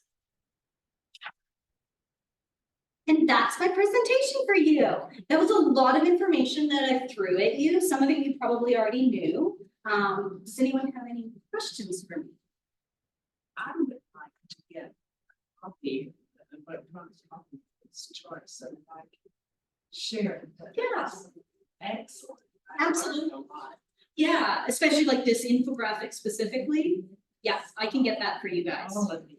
If you have not read her essay, I can also get you guys a link to her essay. It's a pretty seminal work, and it's really. Yeah, absolutely. I appreciate you bringing that to our attention, because I just love the windows. Yeah. Harrison's like last year, it's a wonderful way to represent our mission to bring books to the. Thank you. Yeah, that's. And a way to explain to people in the library. So, Yeah, it is really, really important. So we just wanted you guys to have all that information. So you can go forth and tell people what we do. well, send it to us and we'll do something with it. Yeah, no, it's this. I just read John Irving's The Last Chairlift, and the main character, the grandmother, reads to him Moby Dick, birth up until he's 18. Oh, that makes yeah, right.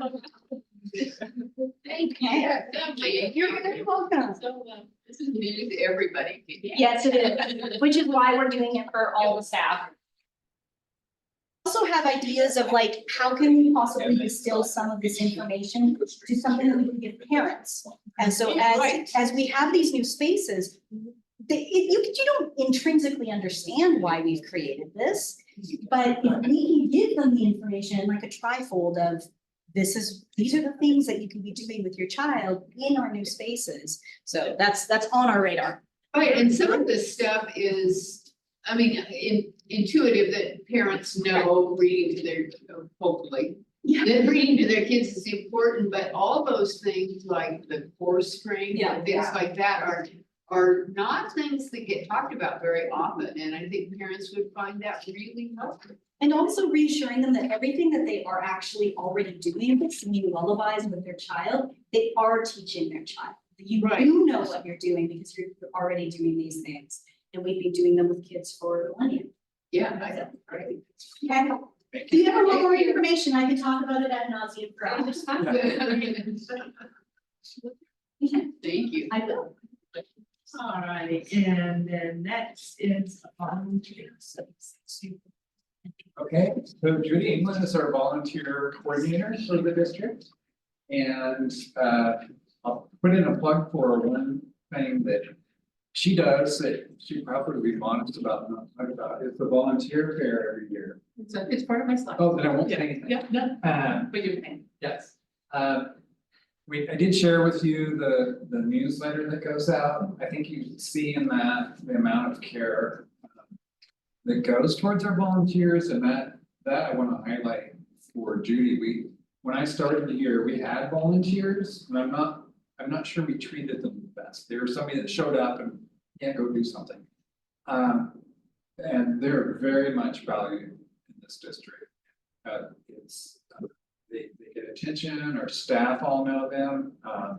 It's amazing. We have, my goal in life is to work here long enough that I've outlasted the longest serving volunteer. I've got a ways to go. There's some people that have put in a lot of years for us. I think for now, you've probably got a few years on our longest, but Okay. they're still. It's still time. Well, thank you. It's always a delight to come and talk about volunteer services. And I just want to, it's always interesting, whoever you follow. I mean, Chandra's presentation was just wonderful. But I also want to put a plug for her. We also have this, which is volunteer based, which is why I'm going to plug it. Our Traveling Stories program, which is about reading to kiddos and Head Starts.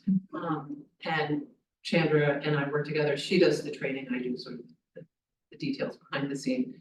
And she's remarkable. I mean, you can hear it. And the volunteers love it. So it's pretty great. But following Chandra is fun.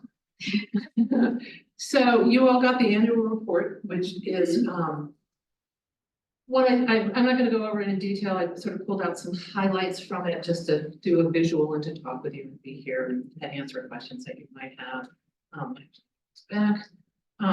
So I also am a little inept at times with screens. So yeah, let's go back. See if I can't bring that screen back. There we go. We'll go in order because I skipped it. So the year in review, This is part of what you all received. 158 volunteers provided service. You can read through this. Our youngest volunteer, we take 12-year-olds, and our oldest volunteer is 92, which is pretty remarkable. He's been here probably 5 years. And Divine Guy, he helps us out in tech services. And we have our longest serving volunteer at this point is 23 years, so I think you need a little bit. And just to step back a little bit, it is called an annual report on volunteer services, but really what it is an impact report, because our volunteers impact our world in just so many ways, between the support they provide us, as indicated here, to the impact on staff, not only in supporting them, but the relationships that we build, and certainly the impact into our community, which is huge. And my math might be off, but with the number of service hours for this last fiscal year, it's about 3 FTEs if we were to translate it. So, the impact's pretty significant. And this is District 1, so. We have a wide variety of volunteers. You can see it's great. Photos tell the story. We also do a volunteer story core where I go out and talk one-on-one with the volunteer, ask them some questions ahead of time, then we have conversations. And the stories are remarkable. I mean, I'm effusive because I love what I do, but our volunteers are truly remarkable. And they fill them with joy, they fill us with joy. Remarkable backstories, retired nurses, family practitioners, corporate and other professionals, full and part-time workers, students, middle school students, hence the 12-year-olds, 14-year-olds, and high school students are part of the mix as it states. So it's pretty fun. Some of you may recognize one of our photos here. Mark that down in the line. So these are the things that our volunteers primarily help with. It's a big list of activities. We do have occasional special projects. These were some, as many of you know, when Sisters in the Pine went down, the materials came to downtown Bend. That was great. Volunteers helped shove them, and then they pulled them when they all needed to go back. So that was a pretty fun special project to offer volunteers who looked at, which was great because there were a lot of materials to pull. Our greatest need is shelving, and that's probably 80% to 90% of what our volunteers do, and about 80% of our shelving gets done by volunteers. A large portion of our shelving. But we have all these other things that we offer and for which we get supports, and traveling stories is there. Adult book displays is Bend-centric because that's where we have our volunteers help with that, but pretty much everything other than tech services, which is here in downtown Bend as well, where our 92-year-old host, in fact. And then our traveling stories, which is offsite in the Head Start classroom. Currently, I think we have 16 volunteers. This might be a little high, but we have a lot of volunteers out in the community doing that, so it's kind of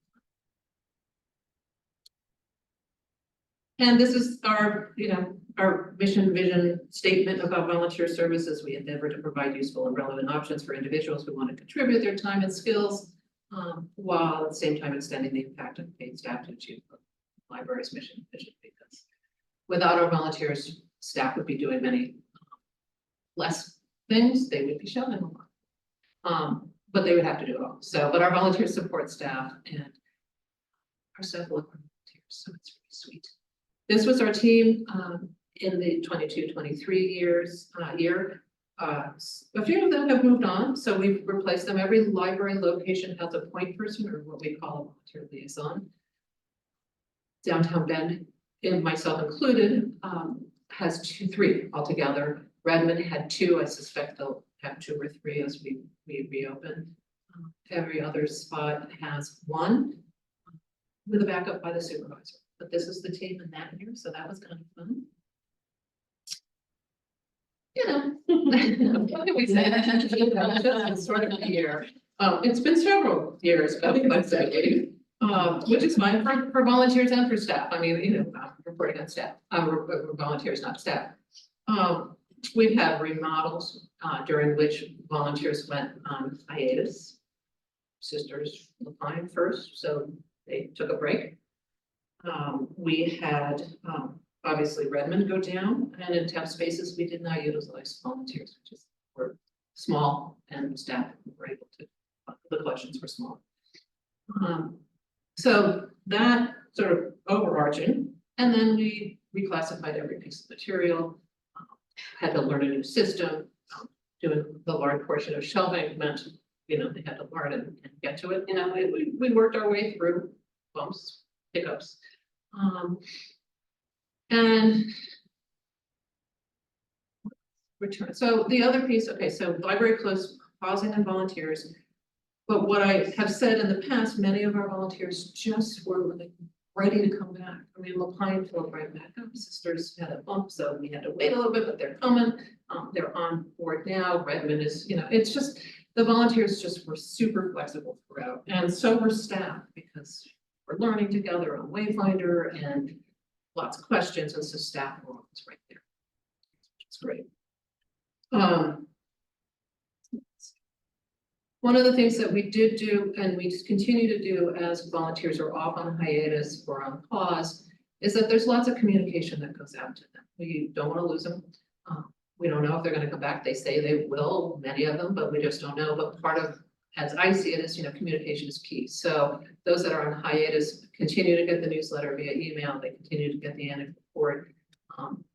And then when, for instance, Redmond opens up again, we'll obviously invite them back, but I want them to still be very connected to what we do from volunteer services, not just hearing it from the newsletter from the library, which is also, but I think that that's very important. And they seem to appreciate it.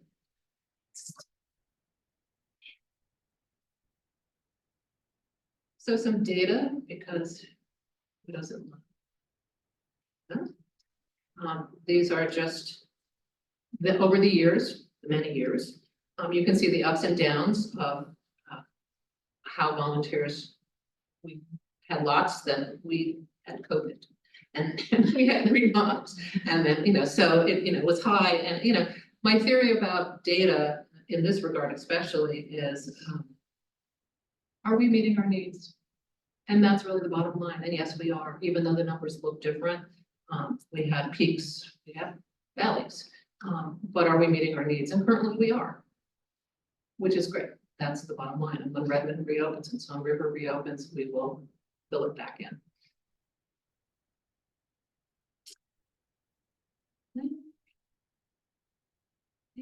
So we're working on it. And then, whoops, hold on. So what's next? That's what's. So as I said, they're meeting the needs of the district and the community members. We have a high level of communication. We train extensively. Every volunteer that helps with shelving gets one-on-one training at this point, 3 sessions, 2 hours each. We try and tag it to the shift that they'll ultimately be doing. And then they can meet the staff that's there. So we do 3 2-hour sessions and more if they want or need. And then we, of course, appreciate and have opportunities for staff to work with volunteers. That's the other piece, is that it's really not just alongside, but sometimes integrating volunteers with our actual staff. They get greeted and all that good stuff, but what are we doing with staff and volunteers together? And it seems to work well, and there is room for more, without question, which is good news, because we're going to be doing that. Would love to have more community relations and community librarian driven programs on and off site utilize volunteers to ease their load a little bit, increase the number of library areas using volunteers. This was created last year, and December was not in the same fiscal years, but it was very exciting because the train man returned. And for the first time, we used volunteers, I guess maybe 85% to support the program, which was great. I'm not saying I'm making up numbers, but that's sort of a rough estimate of how much the volunteers supported the train man, and it was fabulous. It was absolutely fabulous. And I added not only because it was fabulous to support in that way, but also to be able to offer something different to volunteers, because the hands went right up. It's like, I can do that. It sounds like fun. And that's always a great thing. I mean, we can't do what we do so well without our volunteers helping with shelving or the paging list or visiting list, but you know, let's engage them in any which ways we can. which then is a nice segue into what's coming, which is, when the Redmond Library opens and the Stevens Branch Central Library opens. Opportunities will be there. And, this is, and some of you have heard me say this, this is my pinch me job. I love this. And part of what's really exciting to look forward to is to the new opportunities. And there will be them, as we expand and open. And I know our community is gonna love it. It's just to be able to integrate into a different way and think about all the things that we get to offer. Too. And we're just beginning that process. It's gonna look like, and lastly, as Tad mentioned, we do a volunteer expo. And this just happened, and because it was so bloody fun, and it is, we've done it for 16 years, which is great, and it is always a success.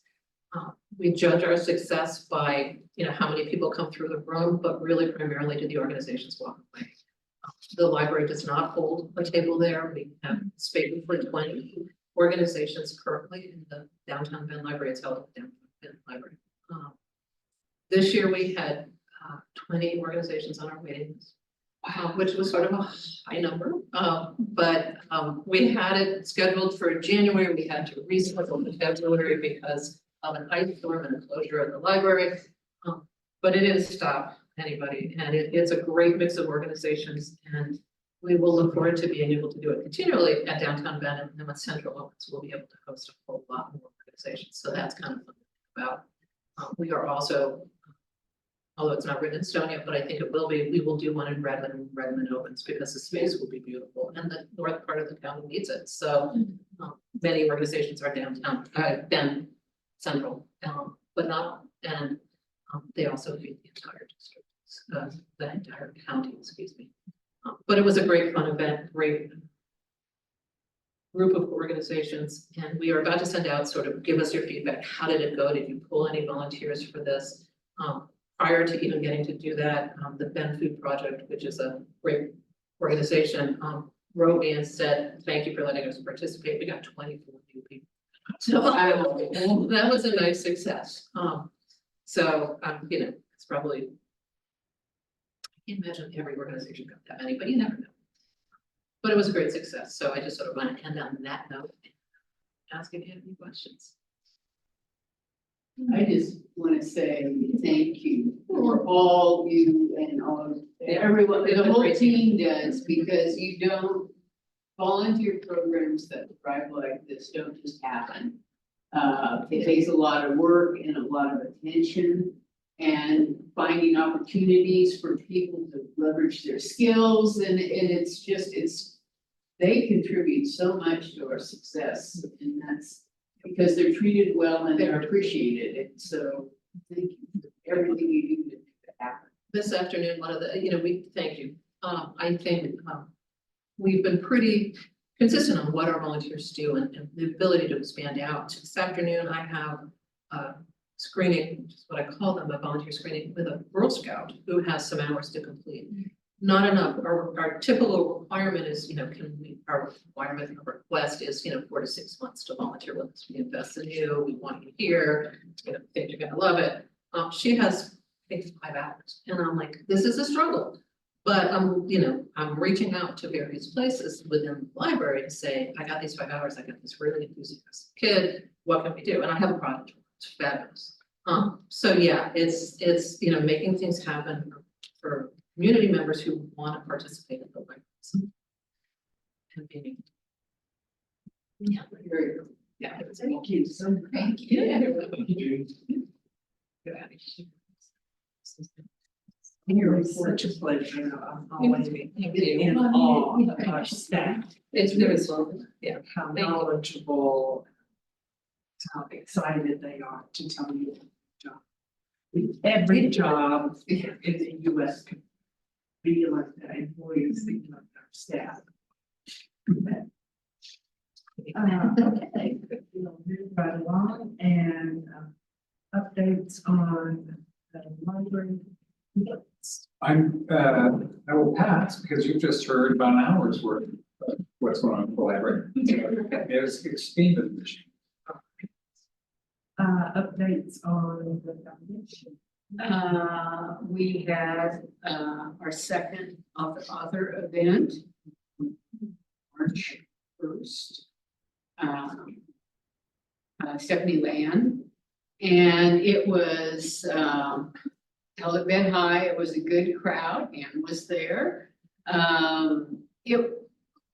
It wasn't as big a crowd as we had the previous time, but it was still a really healthy crowd. And what I really love about these events is that everyone has pulled a different group of people.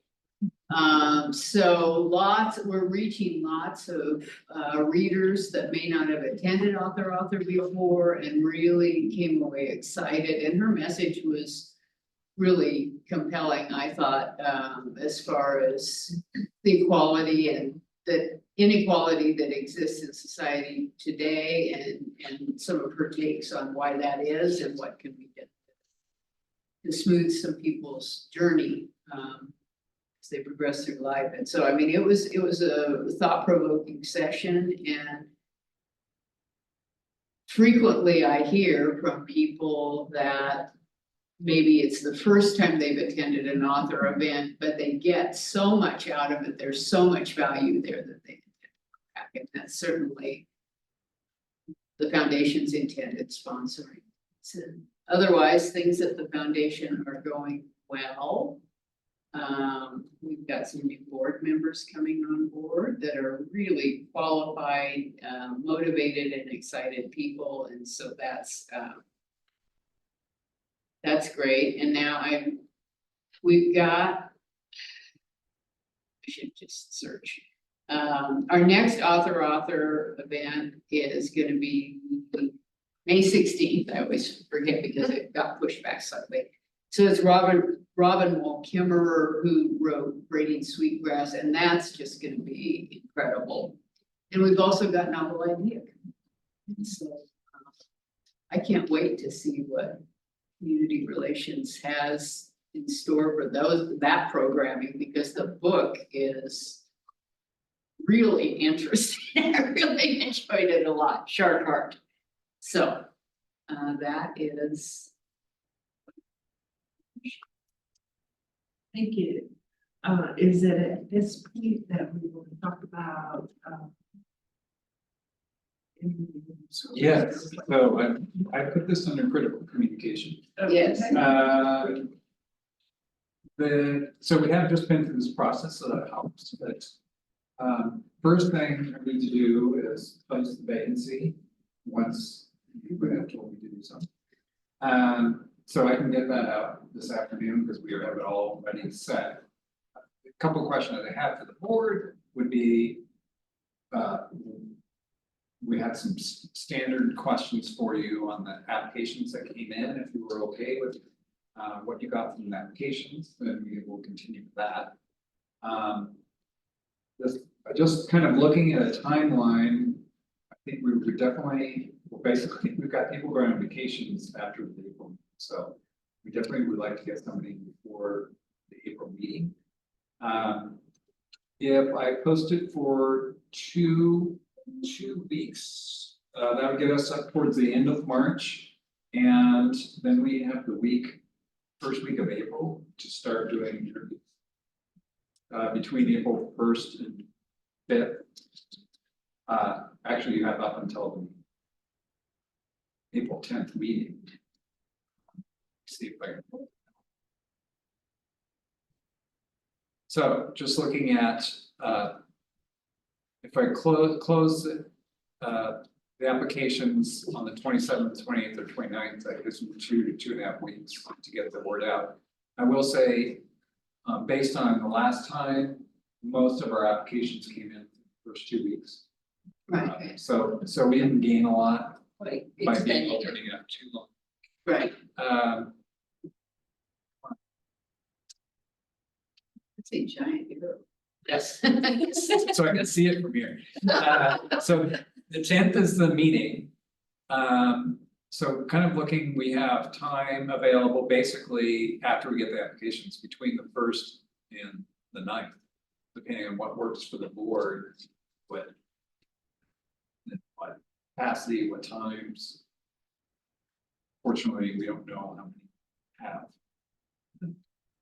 But we have some some idea based on the last one. I'm available for that whole time.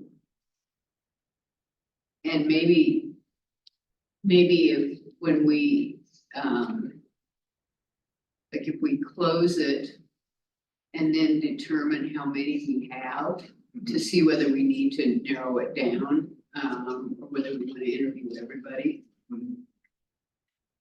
Well, if we. Yeah, my suggestion would be to close it on the 27th to give us some time to. Figure that out. What I did last time, which I think was helpful, is as people applied, I asked them if they were available. So that I didn't have to go chase them down.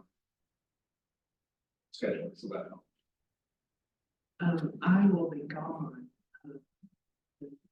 About April 5th to be in Texas. I could do a Zoom. I'll be back. 17th. Oh, okay, so you're actually gone for the meeting, the board meeting? So I can Zoom in. Okay. The week of April 1st is the start of spring term, which Uh-huh. tends to be a very busy time for me. Yeah. The first couple of days tend to be the busiest. Students start requesting accommodations. But yeah, tricky time for me. That week. April 4th, I'm in a CASA trial all day, so other than that, I can make myself available. Well, we could conceive, when do you leave, Bunny? Actually, I have on the 6th, so I'm probably the day before.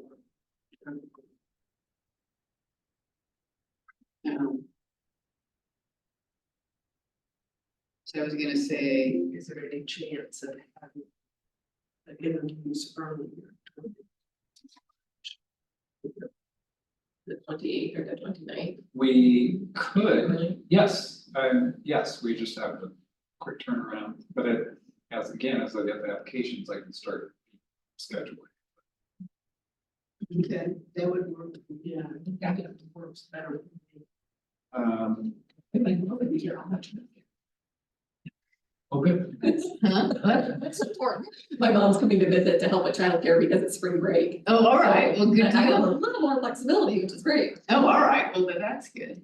Or even, well, if that doesn't, since we pulled you off on your vacation, I'm sure you wouldn't mind, Todd. I mean, we could actually even do Saturday if that works for people. It's fine with me. Whatever works, but the Thursday and Friday work well too. Okay. Thursday works best for me. I probably will be in Portland on the 29th. Okay, March 28th. okay, we can just plan on that. That's- Okay, great. Okay, and if there's a issue with one of the candidates.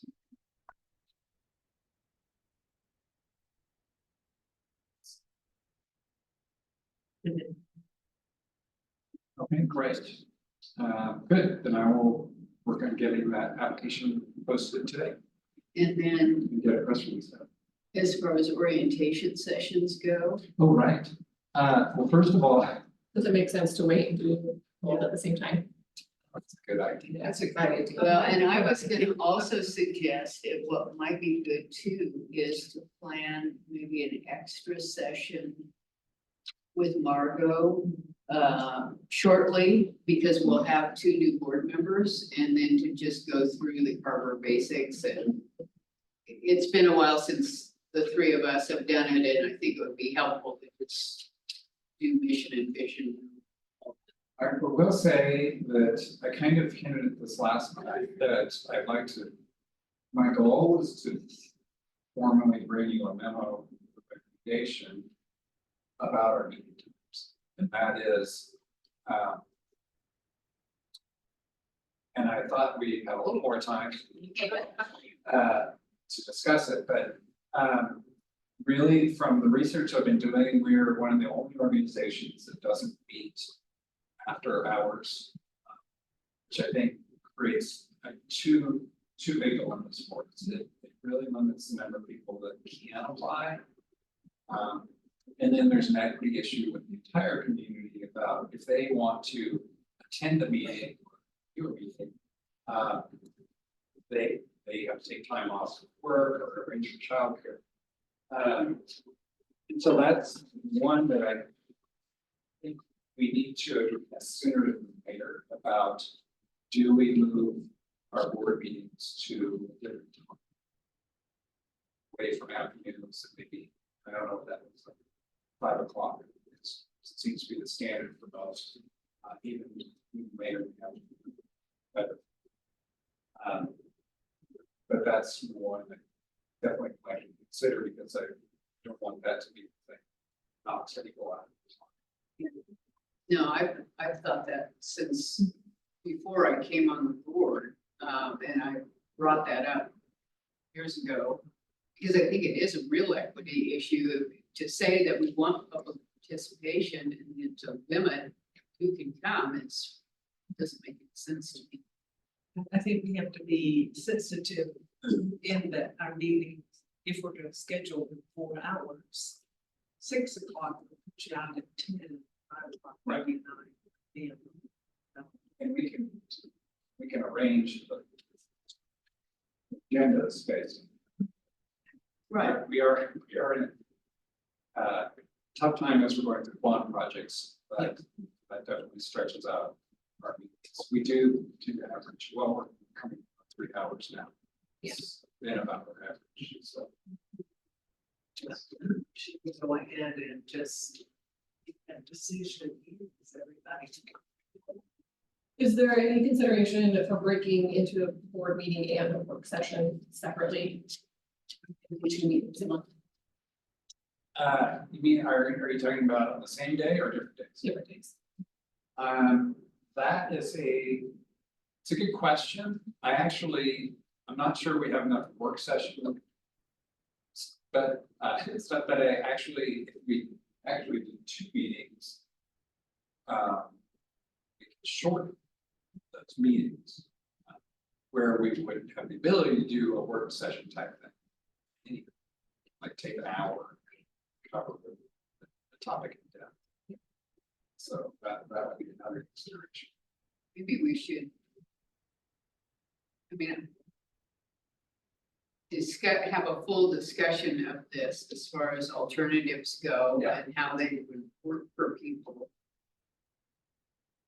And get a recommendation from you on what you think would be a good place to start. Yeah, But if we could make that decision before Todd posts this. I think that my suggestion would be if we make a decision to actually move to a 5 o'clock start day.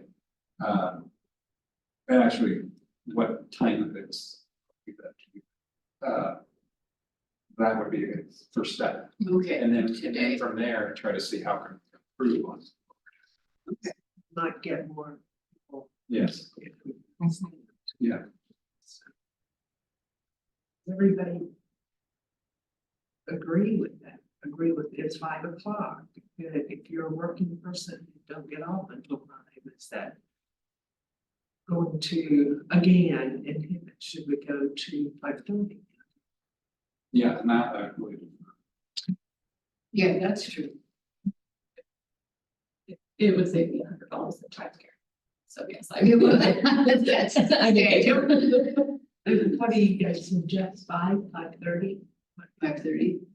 5:30. Either. Okay. Okay, and would you like us to be starting with the April meeting? Sure. Okay. Yeah, you'll be in different time zone. Yeah. Yeah. Will that be too late? What time zone difference for you? No, okay, fine. Okay. Need a motion on this. I don't think it necessarily, I think I've got consensus, but if you. Yeah, I think you have consensus. And then we can refine it. Yes. We can talk about how it's going and talk about, because in the past we were talking about regular work sessions and what that would look like, and once we have a group together, then we can see what works for everybody. Sounds good. April 10th, 5:30. Okay. I just put that on. Change it. I'll be sure, definitely the wrong time. Okay. Thank you. We'll start getting that posted and we'll get information out about. Thank Any other critical communication? We will be working on a press release announcing Ray's resignation and also working on getting the word out about the position.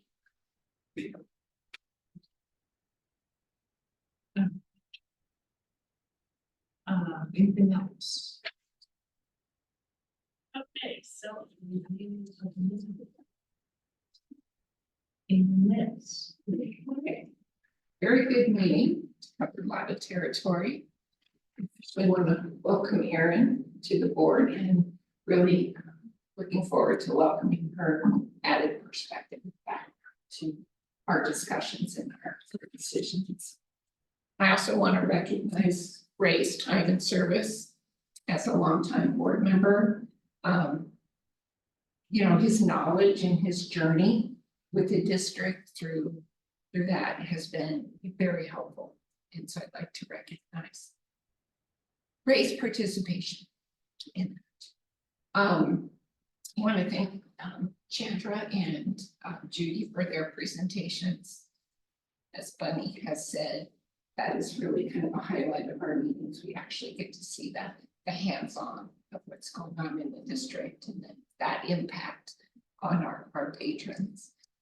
I'm really excited about John, the artist, and I appreciated his being able to participate in our meeting and really showing the progression of his idea to what it's going, you know, to actually be. And I'm really excited about his view of having direct participation in that. I think that's very important, and I like his explanation of the SAGE and the root system and how that really comes together as a community builder. I think that's our vision as a library. So that to me was very exciting. Looking forward to seeing Redmond's and the Central Library's addition to the artwork. Flying through Seattle, look for his artwork. Okay. Seattle artwork. Oh, all right. Good meeting. Yeah. I want to echo many of the same things. I feel very warmly welcomed and very appreciative of all of the information that has been shared, helping me get caught up on so many different pieces. Meeting on Monday with Todd and, oh my gosh. Right. Just getting caught up on all of the big pieces of all the big projects was very helpful, in addition to the binders and the emails and those. That information. I echo everything that Ann just said. Yeah, and welcome, Erin. I always think of the board as being kind of an amalgamation of all of our experiences and views and expertise, and we come at the same issues from so many different directions. And so it's great to have your viewpoint and your expertise and your take on what we're doing. I think it's going to make the board very strong. I'd like to congratulate Ray on all of his years of service, and he has devoted a lot of time and attention to our library system over the years. So I wish him well in his future endeavors. Yeah, as always, our staff just continues to knock it out of the park. And I had seen Chandra's presentation before, and I just thought it was a great explanation of all those things behind the scenes that make something that looks simple on the outside. You understand all the complexity and all the thought that's gone into making it such an effective tool for the children and the families of our communities. So I think that's super exciting, and the art presentation is amazing. I think these buildings are just going to be community centerpieces. I think they're gonna be such a source of community pride and such neat gathering spaces, and we live in an area that's where kids don't get to experience a lot of really awe-inspiring art firsthand. I mean, we are pretty lucky, actually. We have more than one would expect in Central Oregon, but still, it's like you think of kids getting exposed to that level of creativity. I think it's gonna be great. So. Thanks. I also. Please let us know if you need some, if more information. And also to thank Ray, that's a long spent on this board, and his dedication is probably way above anything that we could expect. So, the staff's not here, but I wanted to say that I appreciated the staff spending time with Greg on schedules and to make sure those timeframes work. I can see that you could sit and make a schedule and the staff would say, wait a minute. So I appreciate that. I appreciate the art community, but their commitment, our committee, the art committee, their commitment to making artwork so specific to each library and to this area. And then, let's see, some folks in the camera.